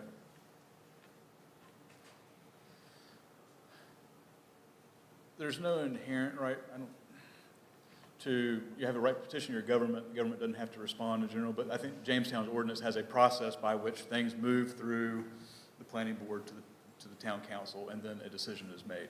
So your ordinance basically specifies that a decision gets made eventually, and so that the applicant would have a right to eventually have a decision made within some reasonable amount of time. When you've specified a procedure for going through the process of considering it, then you would need to, it would not be fair to leave them in limbo for 2 years waiting on. Well, but the new LDO has a 120-day limit on a planning board consideration, doesn't it? Sure. And so, yeah, statutorily, there's basically a 30-day limit, and so the local rule has extended that to 120 days to make a recommendation to the town council. And so the town council could probably choose to ignore that, but it could also take it up at the end of that 120-day period if the planning board did not make a recommendation. I've got a very specific question. When you were discussing the legislative hearing, Mm-hmm. you said that consent, and then you would either say that it was consistent or inconsistent. Sure. And if it was determined to be inconsistent, then it would become consistent because of your approval. Is that strictly for that action and that item? Would that affect any other item that would be presented at a later date? It will generally apply to a geographic area, right? So your future land use map says residential. A zoning map amendment that makes it commercial is proposed, you think it's a great idea, it's reasonable, it's in the public interest, and you vote in favor. You find that it's inconsistent, you vote in favor, you adopt the zoning map amendment. The effect of the adoption of that amendment would, for all intents and purposes, change the future land use designation of that property from residential to commercial, so that it is now consistent. But it would not affect another decision that the board would have. You do not have to follow, you do not have to follow it does not establish a precedent for you to find other similar, you can't make arbitrary decisions. And that's why you have to analyze whether the action is reasonable. But you don't have to, it doesn't establish any precedent or bind you to a future.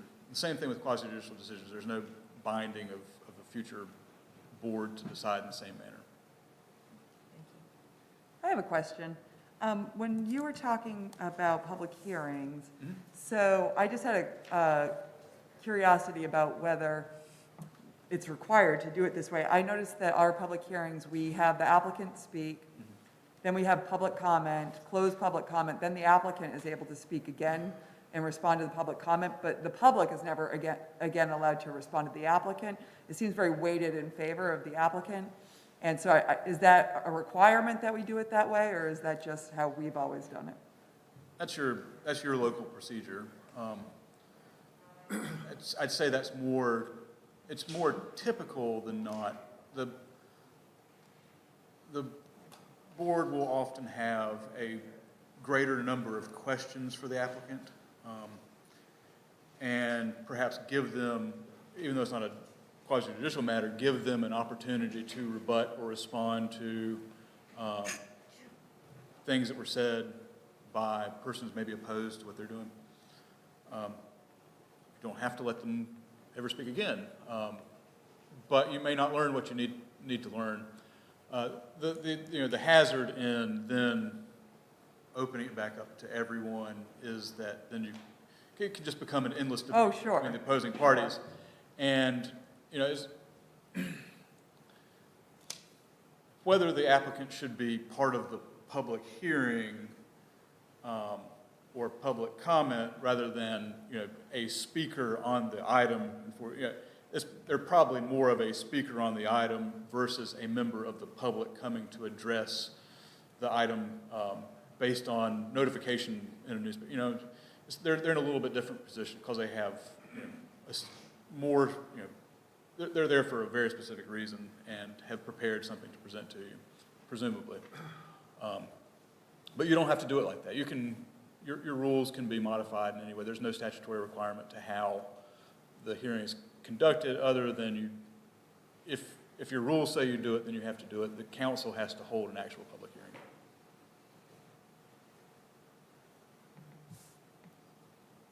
All right. 10 minutes early, Matthew. Good job. Thank you. Thank you. Thank you, Bob. This time I'd like to ask Tom Terrell. I'm just gonna let you know that they're going to deliver some sandwiches here shortly. It's supposed to be here about 4 till, so if you see them come in and Katie gets set up, we'll do a brief recess. Okay. A lot of people get their stuff, and then we'll continue, so. Okay. Tom? I'd like to introduce Tom Terrell of Fox Rothschild Limited Liability Partnership in Greensboro.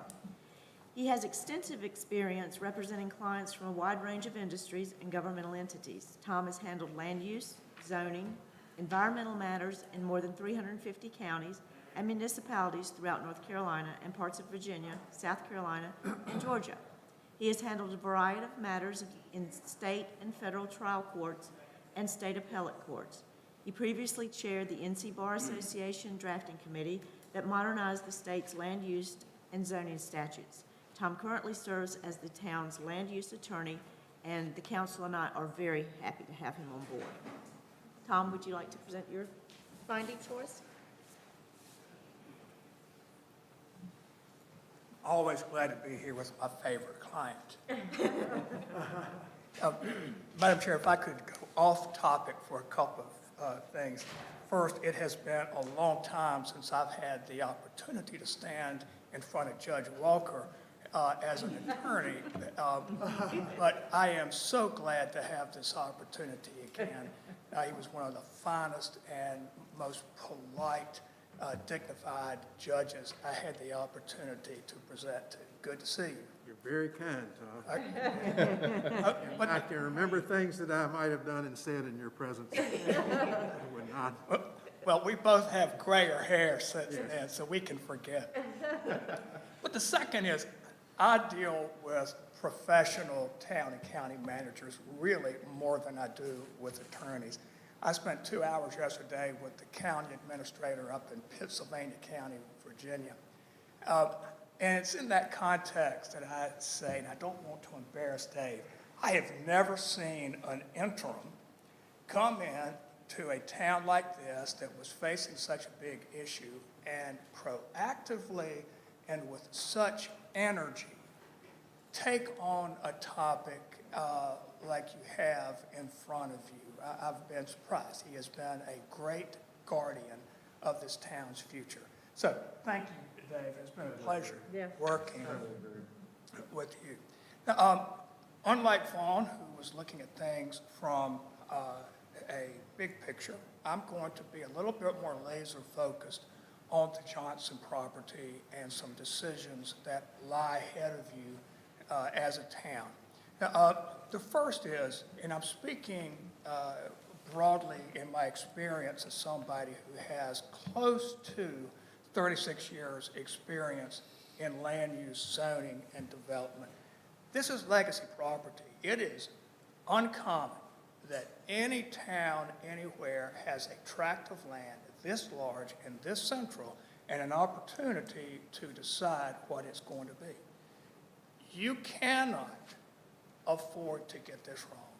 It will change the character, it will change the functionality of this town forever. You must get it right, but that's not the same as you can't afford to get it wrong. I do want to say a few things, more specifically wearing a lawyer's hat. I want to take that hat off in a second. The first, I think Vaughn did a really good job. I was trying to listen while I was refining some notes. But as to the role of the planning board, your role is not to design a site. It's not to step into the role of developer. I know it's sometimes it's very tempting that you have that opportunity to do that. But the planning board's role by statute is a bigger picture job, and that is to look at the town's comprehensive plan and to make determinations as to whether or not it comports generally, not 100%, that's almost in no case possible, but generally comports with the town's vision for its future. You can raise issues, you can make recommendations, and in fact, you ought to be doing that and sending those with your decision, whether it's thumbs up or thumbs down, you send those with you to the town council. A very good recommendation is more than thumbs up or thumbs down, but it is a written recommendation and it could have multiple people's comments. The second thing, and this is a very important legal point, my counterpart back here is going to hear me, is going to cringe when he hears me say this, but you're embarking on a journey into seldom explored territory. In fact, I am at tables like this all the time, but I cannot remember a time when a developer came into a town and it was the town's planning consultant who was the one who was going to be steering the discussion rather than the developer's planning consultant. You have an opportunity to collaborate, to direct, to cooperate, but that in no way implies on your part a requirement to vote to support the application. And that needs to be understood.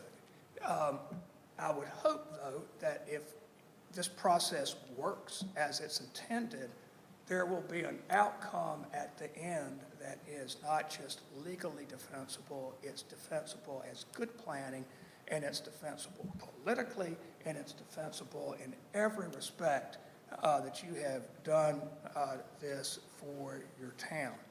I will, parenthetical comment, the town council should be lauded for denying the previous application.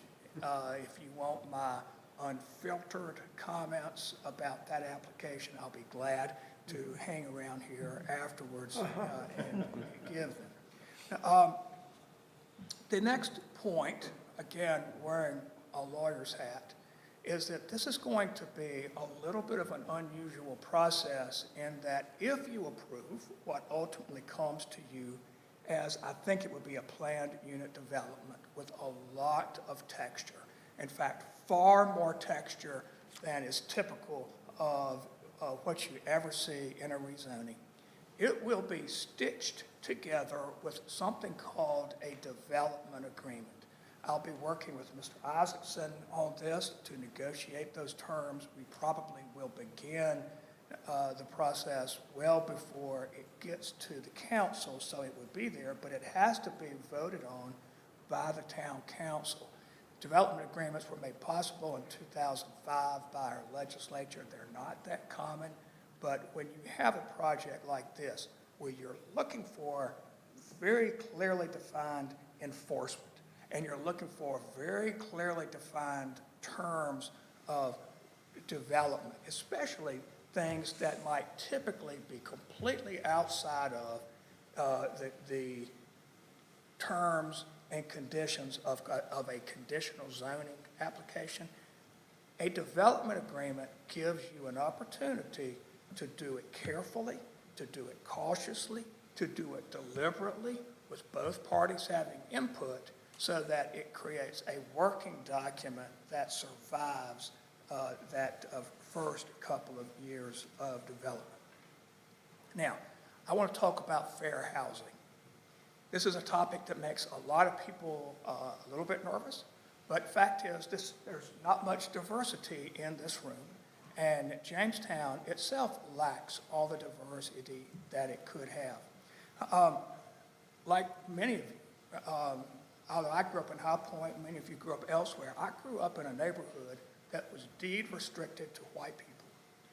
And this is a part of our history. We can't deny it. Those of you who are my age have lived through it. But at that time, racism was more out on the open. It was overt. It was accepted and all. Today, it is far more subtle, but it exists in August of 2021. And what you typically are here are what are called by courts, they're called by political consultants as dog whistle terms. And I think there was some dog whistle language when the last project came up. To give you an example, if this 476 acres that you're going to be studying and reviewing comes, or were to come before you with 400 large homes on large lots, probably the citizens would, in general terms, applaud you for a good development. But if that same 476 acres were limited to 400 apartments, you would hear claims of crime, it'll hurt my property values, and all these things that really fall in that category. So what I ask you to do, not just to avoid a lawsuit, because you do, if you're not careful, become you end up on the receiving end of a lawsuit. But I just encourage you to do the right thing and to try to not listen to voices that are out there. They're always out there encouraging you through the subtext of their comments to be thinking of things other than what the actual words themselves are. I do need to tell you this story. It caught me by surprise. We had this, the last issue got elevated to our Guilford County delegation, legislators and senators. And Cecil Brockman, many of you know him, African-American. He spends a lot of time representing his constituents. We communicated with him as our first person we reached out to. And it was then that we learned that when he drove through the community and saw signs that said, "Keep Jamestown, Jamestown," he says, in his mind, that means keep Jamestown white. Mm-hmm. And, it set us back on our heels. So I just say that to illustrate the point and ask everybody to be very sensitive to how the conversation goes forward. Now, I do want to remove my lawyer's hat and say a few more things. Madam Mayor, if you will allow me to do that. This town has done something I have never seen done by hiring a planning consultant. And again, I'm taking my hat off to Dave Treem for making sure this happens. I thought the amount of the contract was very, very good. But this guy he is known across the country. He has a lot of, he's got his chops. And I would encourage you to listen to him. Don't disregard him, because he knows and he has studied and he has been a part of communities that have withstood the test of time, and that by all reckoning will continue to withstand the test of time. The second thing is, I encourage you not to confuse density with quality. I think it's probably land use planners who have trained us to think in those terms. I don't know how that got started, but somewhere we have developed the habit of confusing the density number with quality, and they are completely unrelated. Quality comes from many things, but it doesn't really come from density. In fact, and those of you who have been in meetings with me have heard me say, if you really want quality, whether it's quality landscaping, meaningful open space, sidewalks that are wide enough for a couple to walk side by side instead of one behind the other, you have to allow density, and that typically will mean some apartments. Now, there may be a place for it, in terms of functionality, but you have got to do that so that the developer is able to make the financial sacrifices to get the quality in other places, and it's that quality that will make this community sustainable so that your grandchildren's grandchildren's grandchildren will be able to move over into whatever it's called and know that it's a premier place even then to live. I live in a house that's 100 years old, and my neighborhood in High Point has sidewalks. It has broad areas between the sidewalk and the street. These are the things that it has that give it, that make people want to be there. That's what you need to be looking for. The other thing I want to call your attention to is that D.R. Horton owns this property. D.R. Horton is not a custom builder. It is not a custom developer. D.R. Horton is a publicly traded company, and it is a production builder, period. And you have to know that. At the same time, I never, ever thought that I would be standing here with D.R. Horton saying they were willing to step out of their comfort zone. And they did agree to step out of their comfort zone. And they did it in a way that has been honest. They have been very transparent. They know that they are vulnerable to the town's decision. In exchange for their willingness to come here and step out of that comfort zone to work on something that's more custom designed, the staff, we can't speak for the town, and with me with staff, said we will work with you to make sure this is an expeditious process and it doesn't languish. So if we have to have some called meetings, whatever we have to do to make this move or have special work sessions, we need to be willing to do that because they have come on the quality side. They're coming and meeting you halfway. You're not going to get with a D.R. Horton, no offense, guys, you're not going to get the same product as you would get if you had a local builder with deep pockets who was going to continue to live here. But I think that we have set this course, and it's a proper course, where we can get close to something that you're going to be very proud of. But you're going to have to push. They're going to have to push. I would just say, finally, I will be communicating a lot on a regular basis with Mark Isaacson, their attorney. I've known Mark since my freshman year in college. He's one of the finest people I know, probably second to his dad. But I think that we can keep this, from our standpoint on the communication side, a very productive process. Madam Mayor, I'm glad to answer any questions. I also take accusations and anything. Well, I had one question, please, Sam. When you say that D.R. Horton is agreed to step out of their comfort zone, I guess you're meaning this is by way of the development agreement that we come together. That's where these exceptions will be that of their normal product. I think, I'm actually speaking broader than that we have had early discussions. You may have remembered Brad Yoder came in, was one of the main people we communicated with. They asked that some of us go look at McIntosh on the Lake, and they said they were thinking in that direction. They also said that they have different companies that work under the D.R. Horton umbrella, and they would have to be creative in who and which one does the work.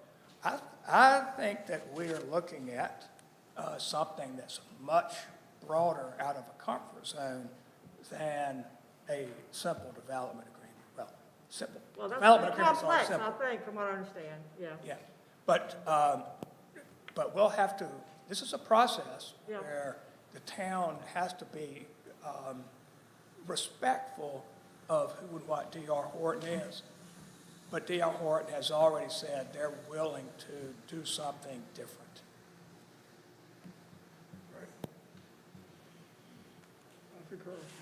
Any other comments or questions for Tom? Thank you. Thank you so much. Thank you, Don. Before I call our next speaker, do you want to have a short recess? Yes. Okay. Lunch has, or dinner has been provided in the back. We'll take a short recess, and everyone can get their box lunch, bring it back to the table, and we will continue our meeting. We'll do the 5-minute recess.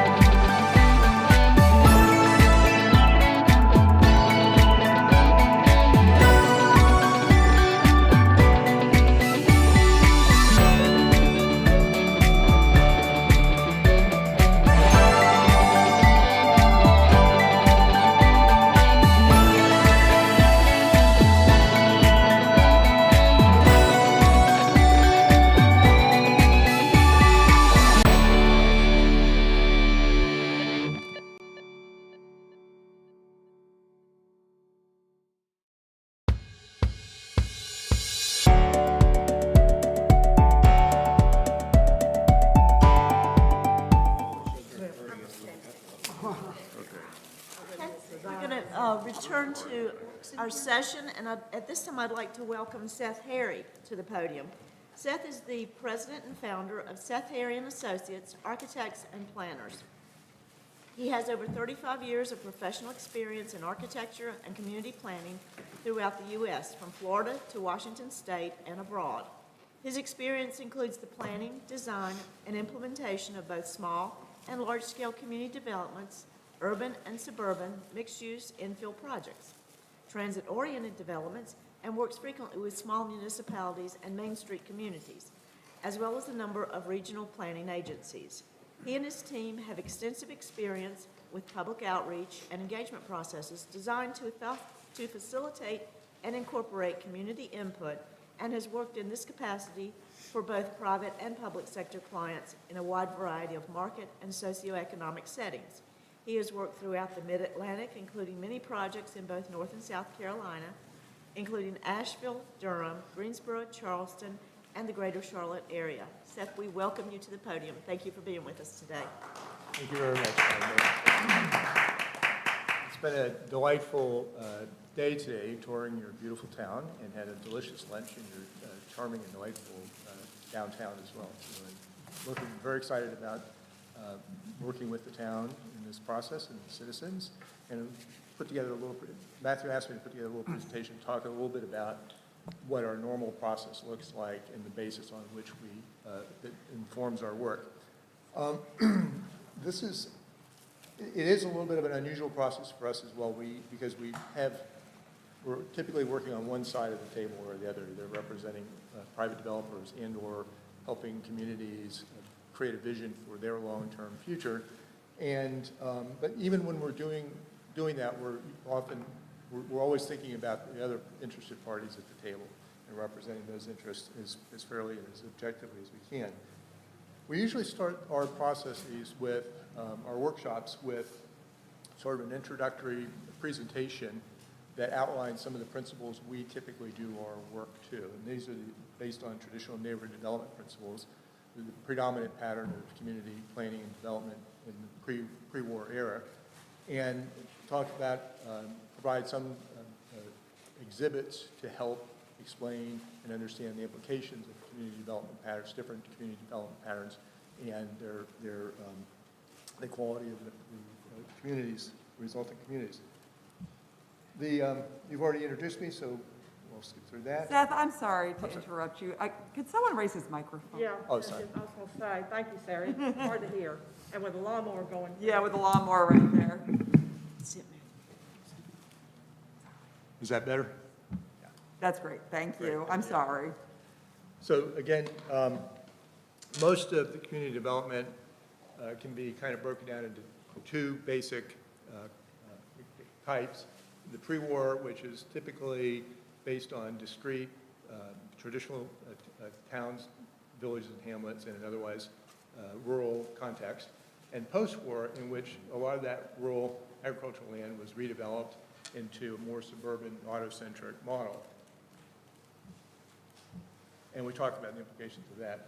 And some of the benefits of traditional community planning is uses less land for development, serving more open space, natural systems, allows for incremental, market-responsive build-out in the form of multi-generational neighborhoods, provides greater access and connectivity to neighborhood-scale amenities for all residents, including walking and biking paths and access to nature, generally reduces congestion and vehicle miles traveled, along with their environmental impacts by using diffuse road networks that and promoting mixed use with more locally serving commercial, and generally creates beautiful communities of lasting value. We talked about these principles in a relatable way, again in the opening night presentation. We talked about using streets as more than just transportation conduits, but places that can contain a variety of different activities and land uses, transportation options. We also talk about road network types and their implications in terms of the types of land use that they typically support. Generally speaking, again, this is informed by many, many years looking at studying these issues and documenting the conditions. So the course network is the big roads, the large suburban arterial networks. They generally generate land uses that are appropriate to that kind of physical environment, big box shopping centers, et cetera. And residential obviously abuts those. It's problematic from a variety of different points of view. You know, we often see these kind of retrofitted conditions along these arterials where the residential neighborhoods were there prior to the expansion of the road network. Fine-grained networks, on the other hand, tend to support more pedestrian activity, allows residences to come closer to the street, a more attractive environment for a variety of different uses, and it also slows down the traffic and provides a diffuse network to really distribute the traffic through the neighborhood in a much more efficient way.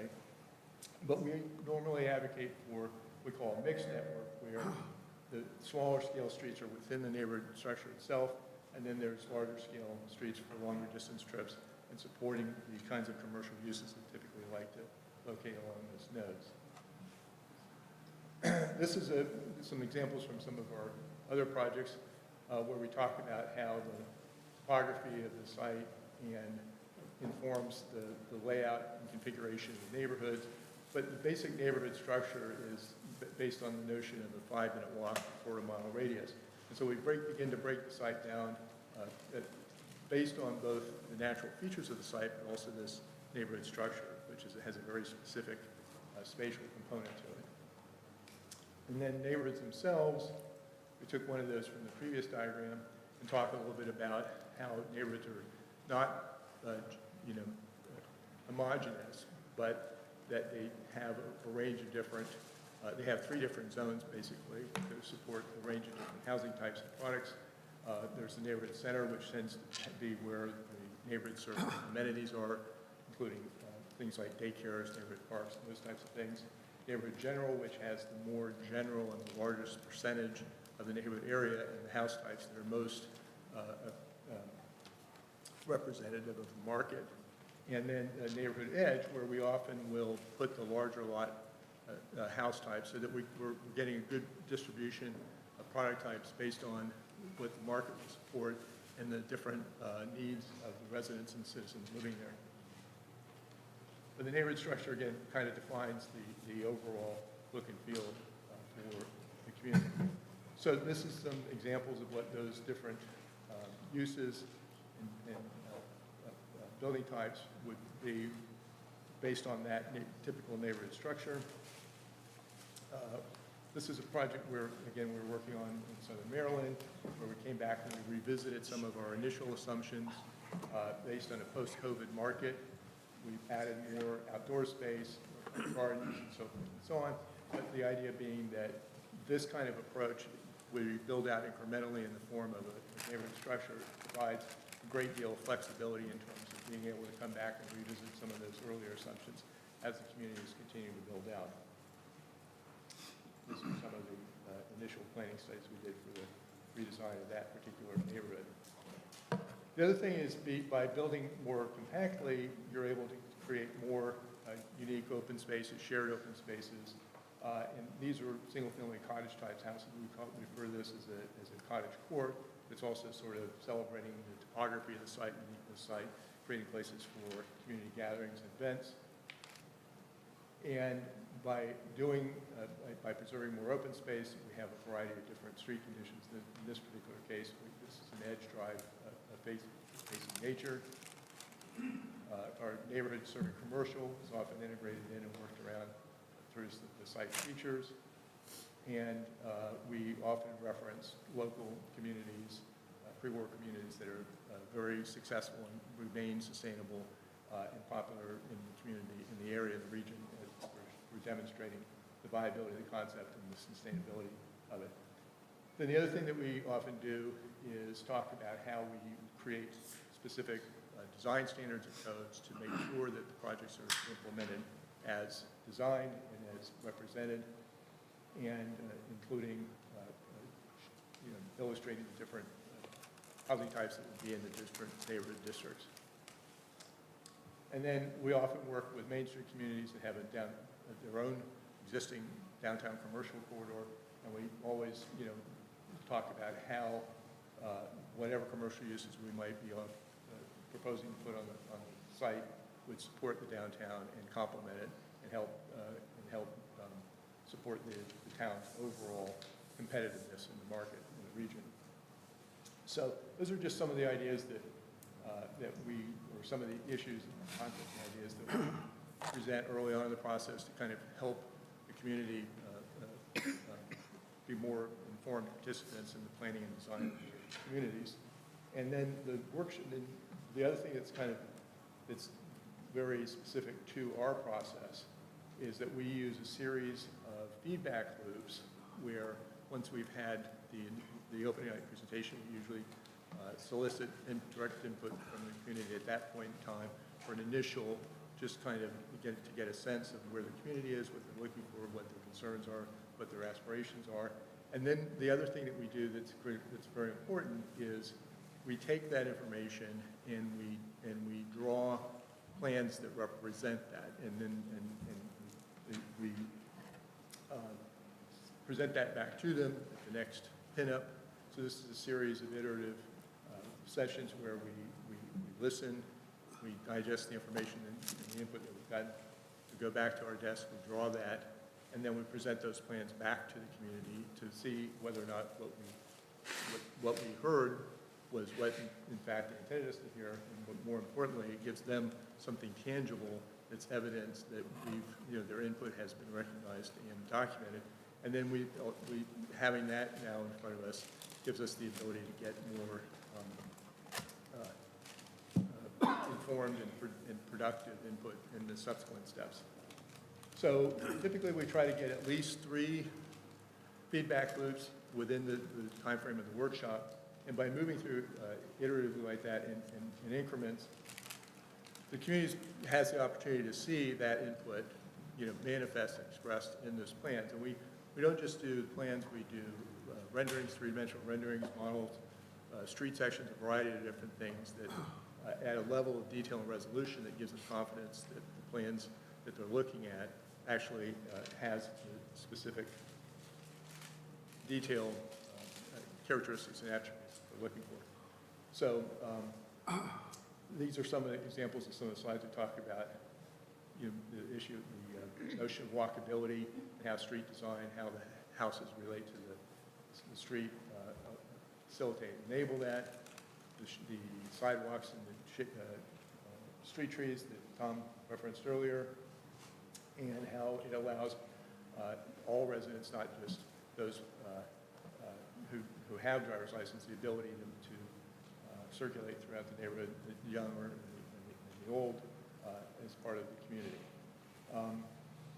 Some of these ideas, this notion of a park once a walk, by building more compactly, you're able to reduce the amount of traffic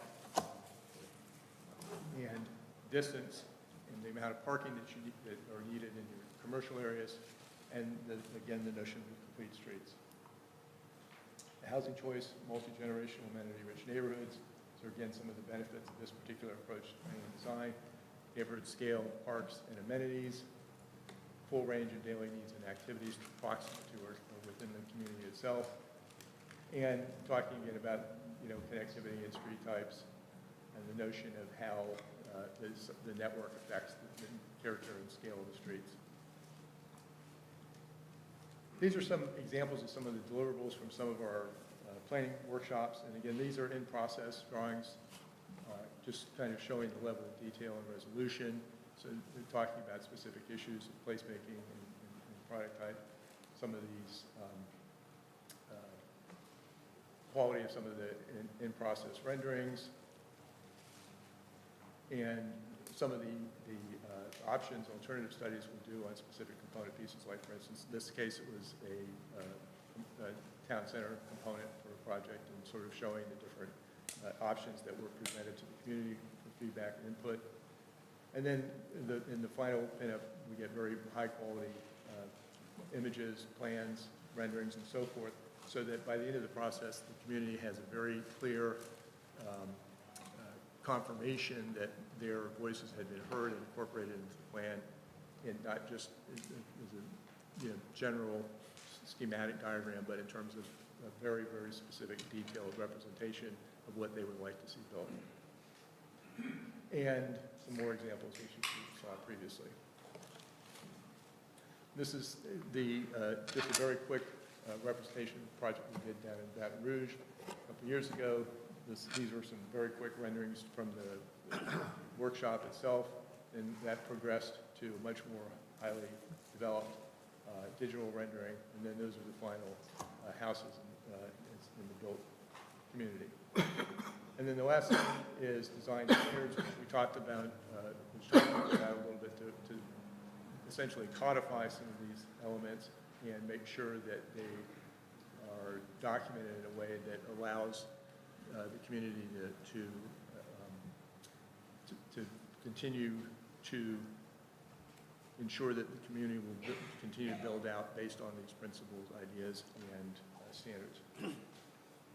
So that's just a very quick overview of what a typical workshop looks like, the process that we'll go through to get to those final products, and some examples of some of the work products that are produced during the workshop.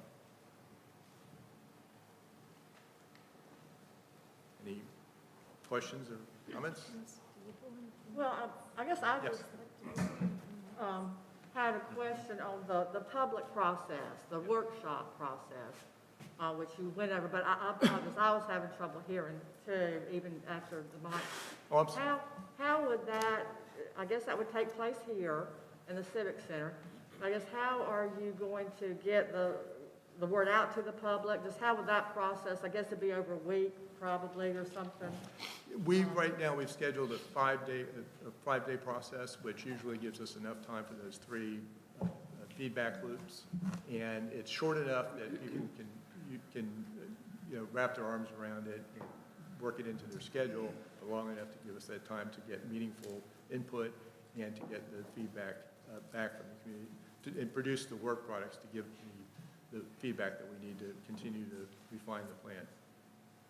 Well, I guess so you're going to have some public groups beforehand, and then at this 4 or 5 days, present that, and then whoever comes from the public give feedback? Well, that's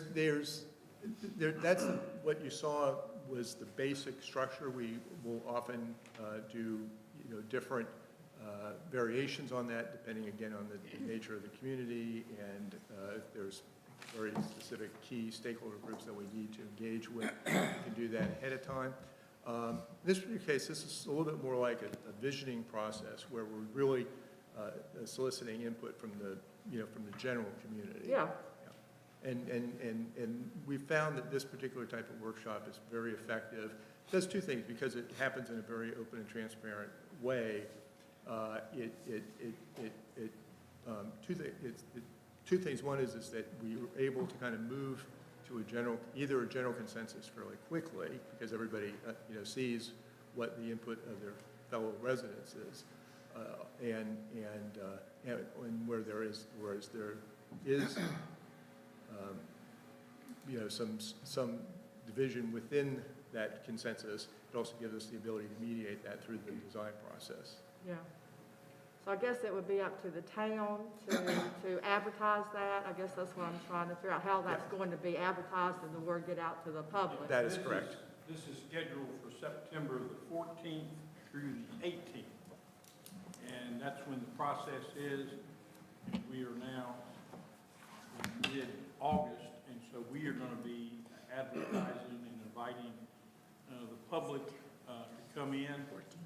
And I think the important thing that impressed me with Seth is that sort of this loop process where when folks come in the first day, and he's not working alone, he'll share with you about his full team, that someone will come in and, the next day, the things that they have suggested are going to be there, and then we're going to receive some additional comment, and then the next day, we're going to be able to look at what that looks like, and then into the third day, and the fourth day, and the fifth day, and at the end of the fifth day, we would have received, a great amount of input, a lot of it similar in nature, and then based on that, hopefully there's some consensus.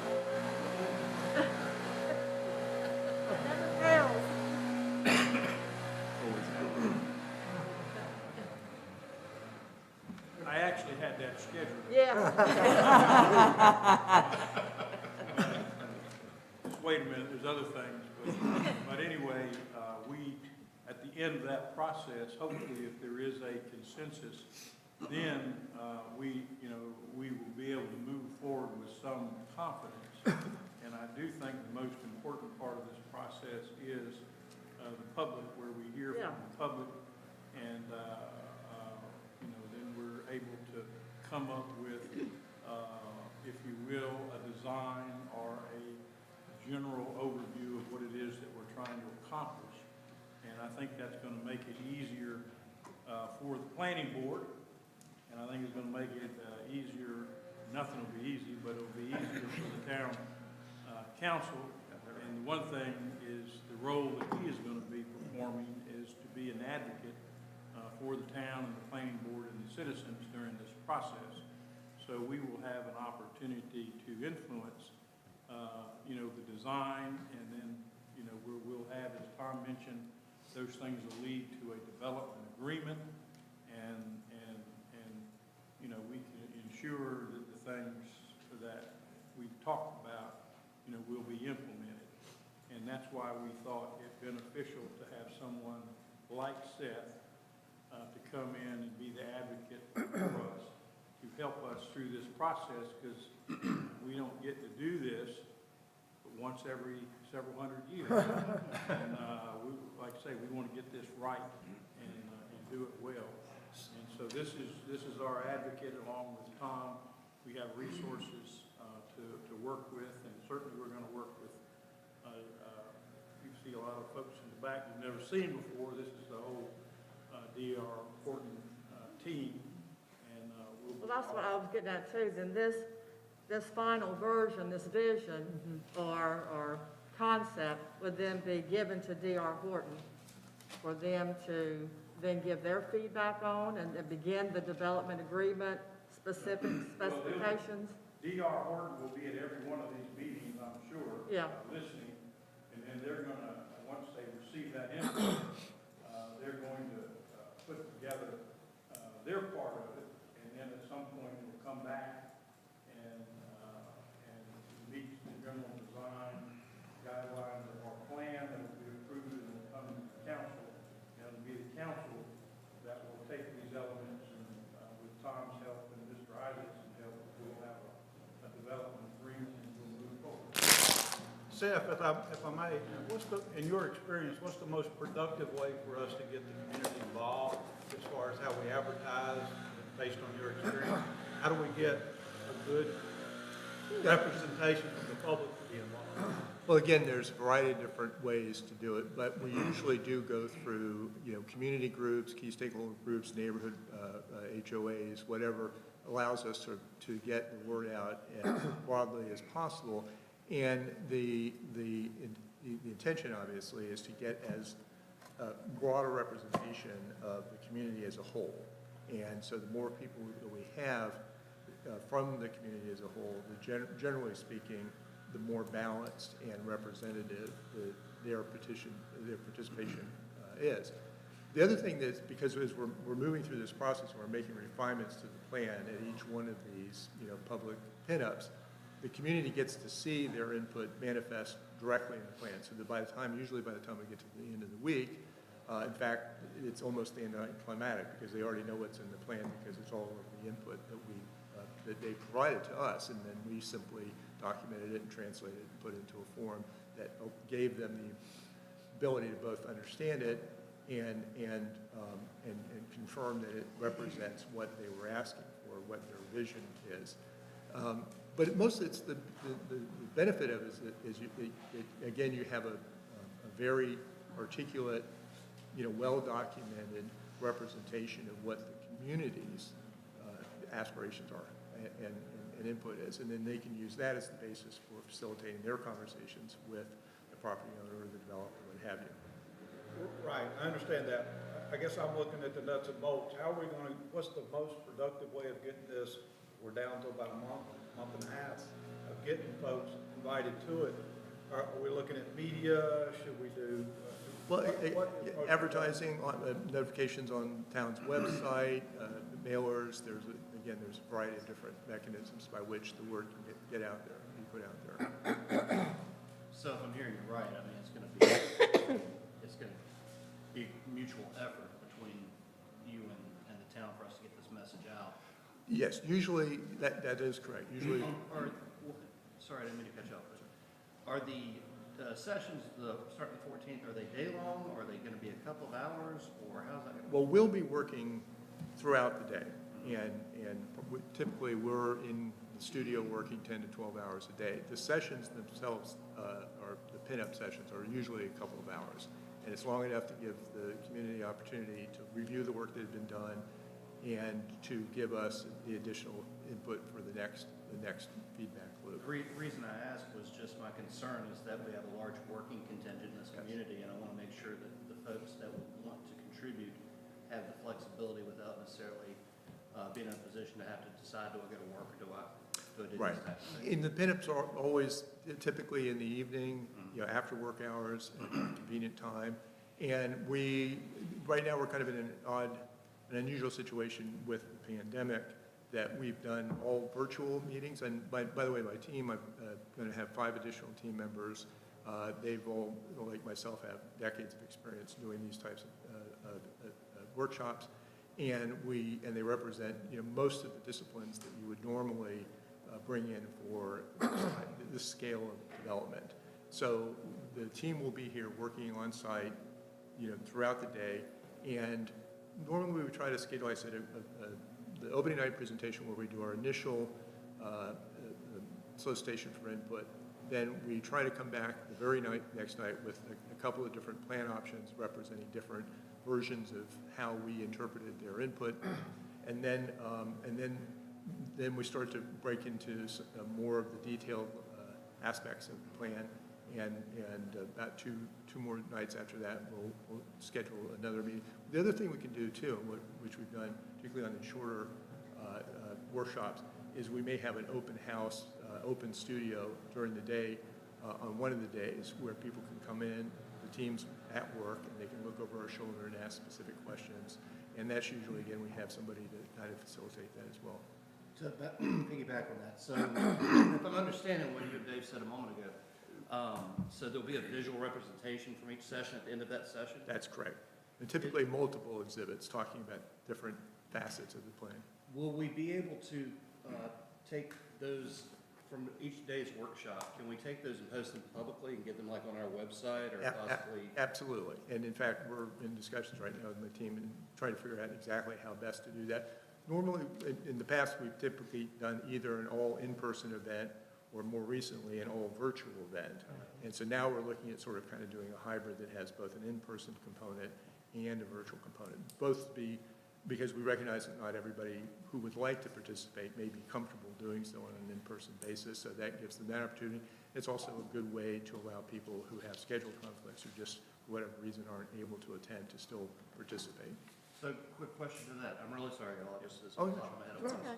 So let's assume that somebody works all day, they come home, they look at this thing at 9 or 10 o'clock at night, they see something that really concerns them. Who do they reach out to if they can't make it to a session? Do they send it to a channel through you? Do it come through the town hall or? Yeah, usually we will provide a means for making a comment that will then be reviewed, and then when we do the next pinup in sequence, we will basically, we'll go through and kind of edit them for obviously, but get the general, and they'll all be documented and recorded, but at the meeting, we'll present some of the feedback that we've gotten from the virtual participants, so that their inputs is documented and added to the overall conversation. The other thing, of course, is that because all of this is going to be recorded, people will have an opportunity to also go back and look at the live sessions, the in-person sessions, and see whether or not, in fact, their comments were accurately reflected when the virtual participants' input is also contributed to them. So there'll be multiple ways for people to participate, and not necessarily just having to show up here at the Civic Center or something such. That's good. Exactly. And there's often a lot of repetitiveness in the kinds of comments that we get, the input and the concerns and so forth. So as long as they see that that particular issue or concern is being heard and addressed, then they will feel, you know, comfortable with the progress of the plan as it evolves based on that input.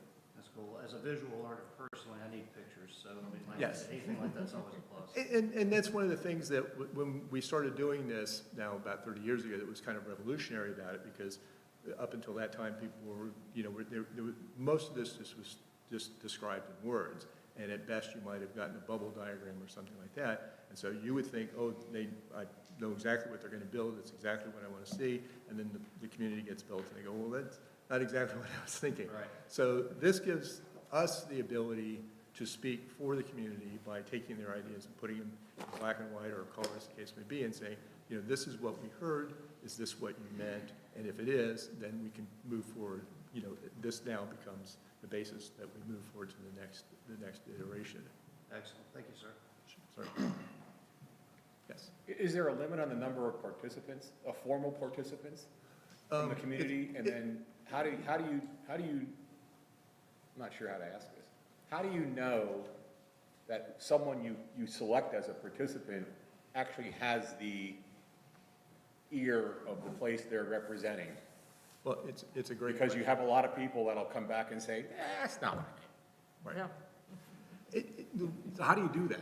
Well, it's a good question. To a large extent, the nature of the process itself does that. Because if you have enough people participating and there's a clear and direct relationship between the input that we've received publicly and the product that is produced as a consequence, then it's very difficult for somebody to come back after the fact and say, well, that's not what we meant at all, or for an individual group to come back and say that's not representative. Yeah, but that's not what I meant.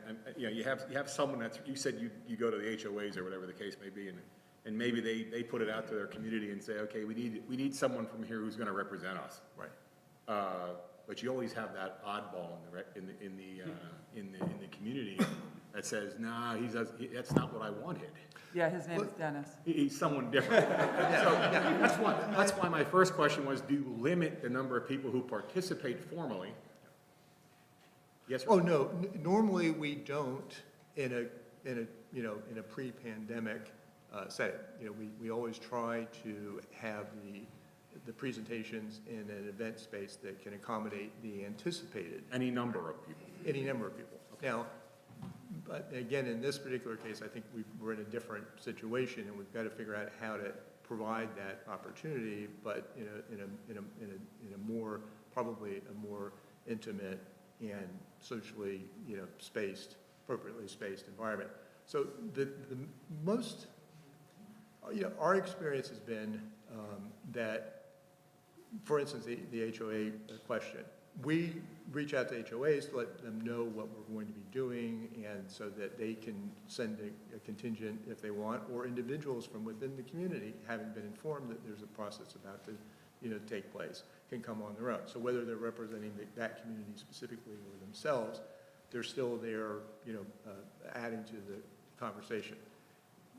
Because this is an open process within the community itself, what we find out is it's almost really more of a framework for facilitating a conversation within the community between the residents themselves, because they're able, it has the ability to sort of kind of mute some of the more extreme positions in the community, and to allow everybody to have a better opportunity for being heard.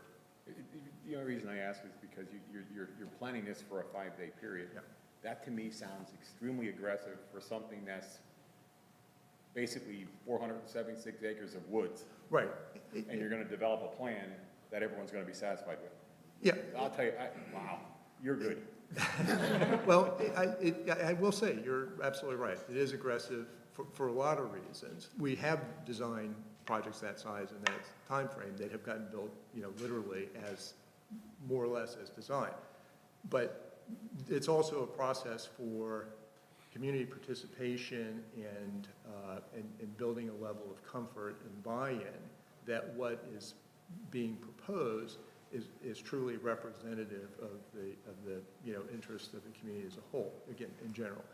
Which is one of the reasons why we often refer to that type of a process as a visioning plan versus one where we're working, say, on the development side, where it's the developer engaging the community through this process. And so it's a little bit of an unusual, we've done visioning plans for like towns as a whole, where you're dealing with more generic issues that are applicable to everybody. And, but this is an unusual one where we're sort of creating a vision plan for a privately owned parcel. And so I'm looking at this as a tool to allow the community to be more productively articulate in expressing what it would like to see, and then doing it in a format that makes sure that we're getting the maximum amount of representation in the final product. Now, at the end of that 5-day process, this is not a formal document that is going to be the legal basis for whatever gets built. It's a representation, we believe a credible representation of what the community has asked for. There will still be multiple steps to take from that point forward before it turns into a formal plan for submittal, for adoption. But it gives you the ability now to have something tangible to talk to and discuss and debate and so forth and so on, as opposed to just sort of, responding to things as Dave said, density, which is a very crude tool for talking about quality of community planning and design. So it's a means for moving, taking a significant step forward in sort of framing the community's position with respect to these issues in a way that you can actually physically represent. Does the process start off with something, or do you just start from scratch? And Well, say, okay, here's this 470 acres, what do you want to see? Yes. When I put together this presentation, it's basically based on a number of presentations that we've done in other communities. And it wasn't meant to be necessarily specific to this community, but to just talk about how we begin the process by sort of framing, these issues in a way that allows us to both talk about them in a meaningful and productive way, but also to help the residents become better informed about the implications of, say, one particular development model versus another development model. And at the end of the day, it's the residents who are telling me what kind of community they want to live in, not me telling them, but we're giving them the tools to be able to articulate that in a very concise way and then represent it so that they can then facilitate those conversations with other interested parties. And then one other quick question, if I may. Council and board participation. Should we participate? Well, and maybe just listen and not participate? There's no right or wrong answer to that question. When we're doing large scale, like citywide level plans, we usually encourage elected officials, for instance, to not participate per se, but to sit in and observe, because this is their constituents, and it helps them to understand sort of the temperature in the water, so to speak. Where is the general consensus? Where is the sentiment? And you can also identify, outliers who have a right to be heard, but in a context that makes their input more, more appropriate to its potential influence on the process.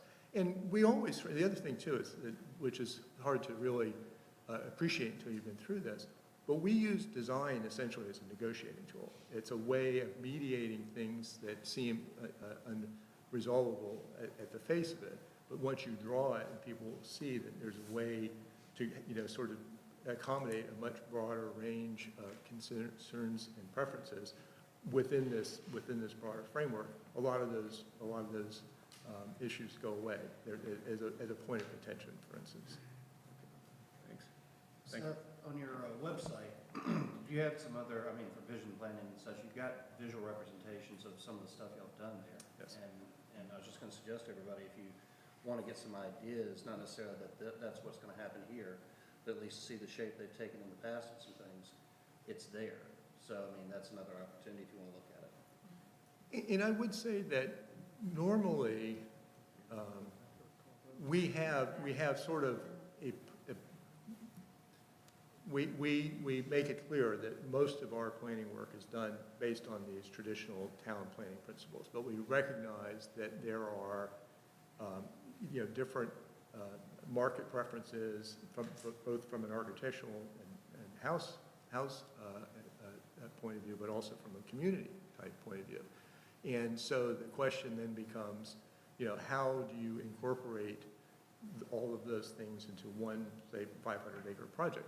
And it's not easy, but we often find that the best way to do that is exactly through the model that I illustrated, which is the neighborhood structure, because neighborhood structure historically has been able to accommodate a very large, range of different house types, price points, lifestyle preferences, within a very coherent, very efficiently planned, administered, serviced community. And we know that because there's these communities like that everywhere we work. And they're usually the most highly valued communities or neighborhoods within those communities.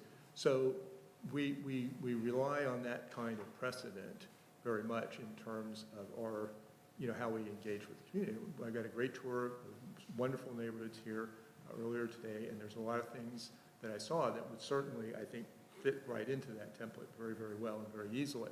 And, there may be some things that there's a market opportunity for that the property owner would like to exploit. And so we try to figure out how we can, kind of weave that into the mix in a way that lets them, meet their market objectives, but still within the context of this larger sort of set of planning principles. I have a question. Well, and a comment. So I guess it sounds like to me, going back to like the advertising piece that we talked about, it needs to be advertised as like, here's your chance to share your vision for what it's going to look like, right? Like it's going to get developed. Right. So what do you want to see? This is your chance to speak up. Yes. So that to me sounds, that's how you would advertise it. But to Dennis's point, right, we're not talking about the single acre next to my house that I could put a house on or whatever. We're talking about like the biggest piece of land in this area that is very near and dear to lots of people's hearts. So we want to do it right.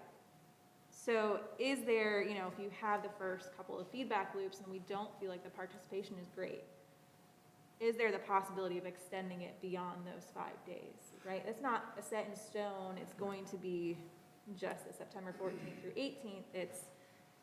We get 3 people who show up on the 14th. I'd be very surprised if we had 3 people show up on the 14th. But having said that, it's a good question. We do make a sincere and credible effort to reach out to make sure that everybody who wants to participate has the means to do so, whether it's in person or virtually. But nobody's obligated to show up.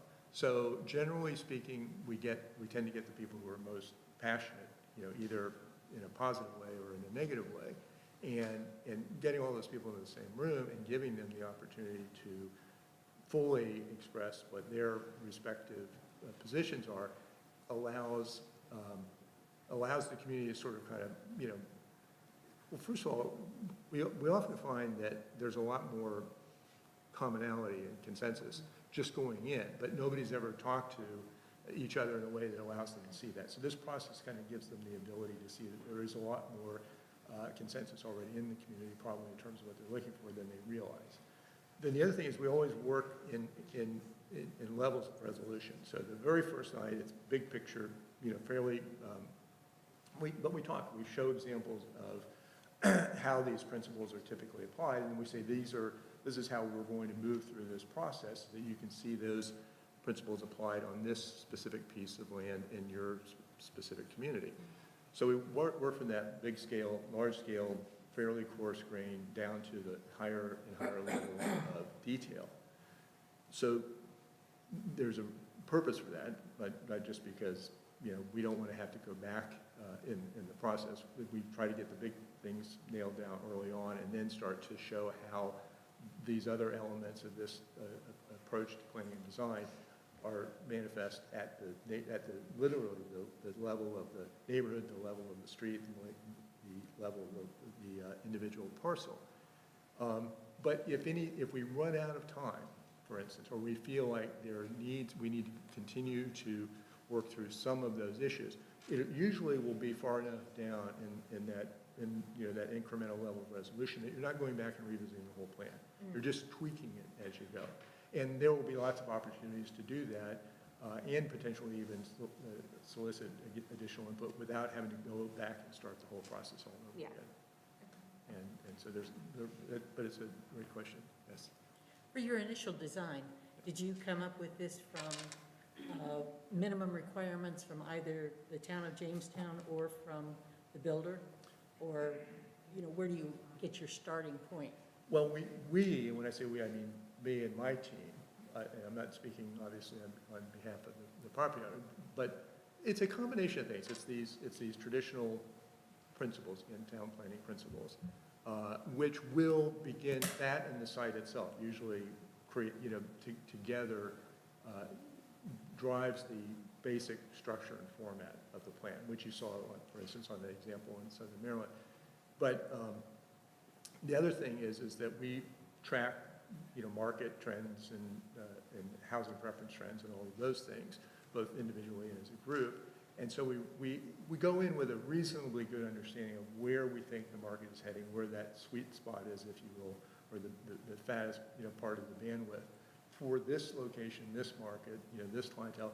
And then the other thing is that the best communities that people that, again, consistently retain value and where everybody wants to live, are diverse by nature. And when I say diverse, I don't mean, I mean it in the sense that you're multi-generational, you have people, different professions, different jobs, et cetera, all living together, and the design of the community itself creates the kind of community cohesiveness that can support that. The format of the community itself supports that and encourages it. So that's the approach we bring to the table starting out, is that body of knowledge and experience, and that's our starting point. Now, if we go into a community and they say, well, that's all well and good, but this is what we think our town is and our town needs to be. Well, then we try to incorporate that into the plan as well as we can. Because again, this is their community, this is what they're telling us they would like to see. This is a plan that's intended to represent that vision as closely as we can represent it, recognizing that there are some parameters in there and that will likely also have a say. But at least we try to get it as close as possible and inform and engage the community so that they're aware of those other factors and considerations. So that by the time we get to the end of the week or whatever the process is, we have something that we think is marketable, fiscally feasible, supportable, et cetera, et cetera. But again, it's going to still, hopefully and ideally, and usually does, represent as much community sentiment and input as we can incorporate into that plan. Can I ask a question kind of related to what you were just speaking about? It kind of goes to what Lawrence was asking about and what Tom had mentioned earlier. So do you, through your experience, do you have strategies that you found useful for kind of targeted outreach? Because as Tom pointed out, if you look at this table and the people in the room, it represents a very particular demographic. And I would venture to guess that we all have about the same income level, and that most of the folks in Jamestown who would probably be most likely to engage would be folks who fit this profile right here. And so they, my suspicion is that the feedback would be, do more of what we're already doing because we like what we have already, but that doesn't necessarily promote some of the, diversity that you're talking about in terms of not only, professional and age and all this, but even just like the market diversity, like you've talked about as well, in terms of different types of housing. So do you have any strategies for reaching those communities that may not actually live here right now, but we, hope may want to move here one day, and how to get their feedback so their voice is heard in this process? Yes, thank you. Good question. Usually when we're representing a developer, there are actual market analysts that we work with that specialize in these types of communities that do the market research to document who would be most likely to want to live in the community that we're about to create. And I'm sure that the property owner has their own market analysts that do similar types of research. Now, the market analysts we usually use are the ones who document the demand for this specific type of community development. So again, it tends to be a little broader spectrum and more finely grained than this is the $100,000 a year income pod. This is the $50,000 a year income pod. Whatever. The neighborhoods are really designed to be much more integrated and within the neighborhood structure in terms of income and housing preference. But and you can, if you have residents already or groups within the community who you feel are underrepresented, we can do specific outreach through those communities, and we've done it in a variety of different ways, church groups, community groups, those types of things, to make sure that if they feel like this would be a good fit for them, that they have an opportunity to both provide input and then get a community that reflects, their aspirations as well, to their vision as well. I was just looking beyond. Let's say we have a successful week and we have great visuals and drawings and broad consensus. Yeah, consensus, yes. And then so the town, of course, is paying you to be our advocate. Is your job done then? I guess what I'm looking at is when we come to the process where an application is submitted. And will you still be available to represent the town if there's design questions or, yes, describe these things? The short answer is yes. And actually, the agreement that we've discussed, that Matthew and David and I have already discussed, it makes a provision for that I would be available to continue to work with Tom to, again, develop the specific design guidelines and codes to ensure that what was represented in the final work product, you have the tools to actually administer that. Right, okay, thank you. Now, again, that's the town, that's the community's perspective. Yeah. Now, that would become the basis by which the town would negotiate the development agreement with the property owner. Hopefully, the property owner is on board with all of that as well, too, but obviously they have their vested interest as well. Oh, yeah. But the point is at this point, now you know where the community stands, you know how to ask for what the community would like to see, and you have the means to describe that in very specific detail. And then that means you end up, hopefully, with a much more effective development agreement where everybody knows exactly where everybody stands, and you're able to move forward very, relatively smoothly from that point forward. Yeah. That's the intent. Yeah. And generally speaking, by the way, that's usually how it works when we've gone through this type of process before. Is the end goal of this vision process, will it be incorporated in the town's comprehensive plan? Is that the intent? Ideally, it should reflect the comprehensive plan.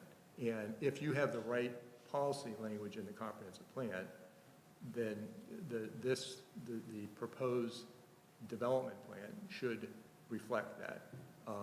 If the comprehensive plan does not support it, then then you've got a different issue. You either need to modify the part of my question is because we're in the middle of developing the newest revision of the comprehensive plan. So. Right, and there's a lot of moving parts, I understand right now, and that's something that, in theory, we can coordinate a little bit with the town in advance of that, so we have an understanding of sort of where, how to tailor both the comprehensive plan and the end product to be more supportive of each other. And that's, again, when we did this, the project we're working on right now down in Southern Maryland, about 300 acres. And we actually worked with the town. We're developing a new zoning ordinance specifically to support this type of development. And by the time we were ready to submit, it was both an annexation and a site plan submittal. Basically, we already had the zoning in place to support it. But it was still, at that time, consistent with the policy goals of the comprehensive plan as well. I don't know if this is a question for you or for, you know, the board and the council, but would groups like schools be a part of that public comment and feedback loop? Well, we normally always provide sites for schools in our projects. Okay. I recognize schools is a complicated issue in general, but our focus is primarily looking at it from a planning point of view, not necessarily from a policy or school point of view. But we always try to make provisions for those kinds of land uses within the community so that it's not an afterthought and it's there. A companion effort to this is we are working on a strategic growth plan with Vaughn Hanson and Benchmark, and we had what we call a game planning section where we sat down and we had invitations to schools, we had invitations to the sheriff's office, we had representatives from the Spire. We're looking at sanitation pickup. We're looking at the impact on our water and our wastewater, and we invited everybody in and alerted them. The schools were invited, and at the last minute, they weren't able to send the person, but this will probably be developed over maybe 7 to 10 years, but we are going to include the schools in the communication. I can't tell them how to plan for schools, but they know. We're going to share with them our growth plan, the growth areas, this particular project, and they have been invited to one, and they weren't able to come, and I accept that. But we're going to be communicating with them, and they are invited to participate and to helpfully plan for the future. Is rather, I won't mention the Department of Transportation, but react to it after it's done and given the mammoth staff. I understand that. But we're, because this board here wants to know, are we able to provide the services necessary on this to impact our community? And we think the answer, as we're looking at all these items in a parallel universe, the facts to support the design, we'll have those answers by the time we wrap this up. So we invited the schools first, and but at the last minute they weren't able to come. But I don't think it was for any particular reason. This was sort of our first meeting where all these folks came in and looked around strangely at us. That's great, and then to hear about like the other infrastructure aspects too is important. I know we're getting to the end of our time, because we have another meeting after this meeting at 6:15. And a council meeting, but I did want to say, I know, I did definitely want to thank Tom for being here, and I want to thank Seth for joining us. But Tom shared a compliment, but I can tell you that the team that is supportive is Miss Katie, our town clerk. These things just don't happen. We have Anna Haverluck, our town planner, and we have my excellent friend and top hand, Matthew Johnson, who's the assistant town manager and the planning director. And that's kind of the extent of our big staff. One place I had 550. Well, here, bellow down the hall and draw a crowd. So, but this mayor and this board have said we want to do this well. We want to provide an advocate for our citizens, our planning board, and our town. We We want to make sure that we have the best land use attorney. And I'm sure our friends are excellent attorneys, but we got Tom working with us so that this group has the resources that they need to make the best decision possible for this community, because this is a once every couple hundred years decision. We'll never make one this big again. And so, and it's maybe historic that we have this group together in such a meeting as this. Hopefully y'all thought this was helpful. Very, very.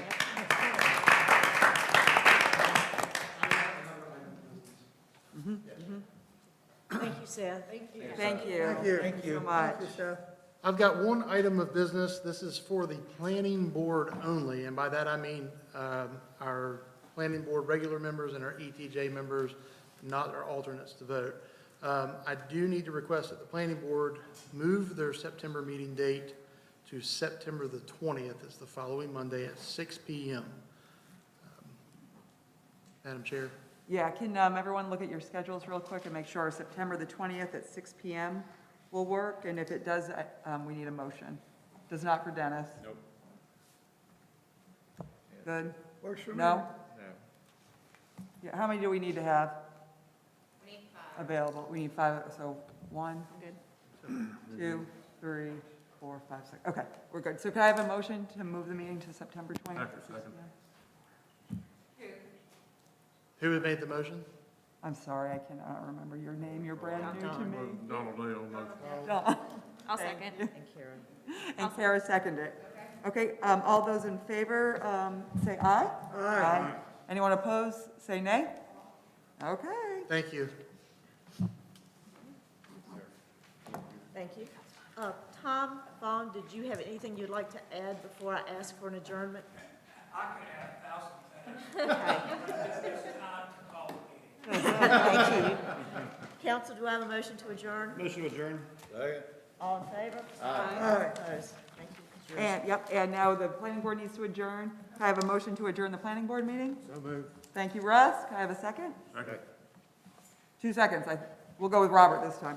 And all those in favor say aye. Aye. Any opposed? Okay, we're adjourned as well. Thank you. Meeting adjourned.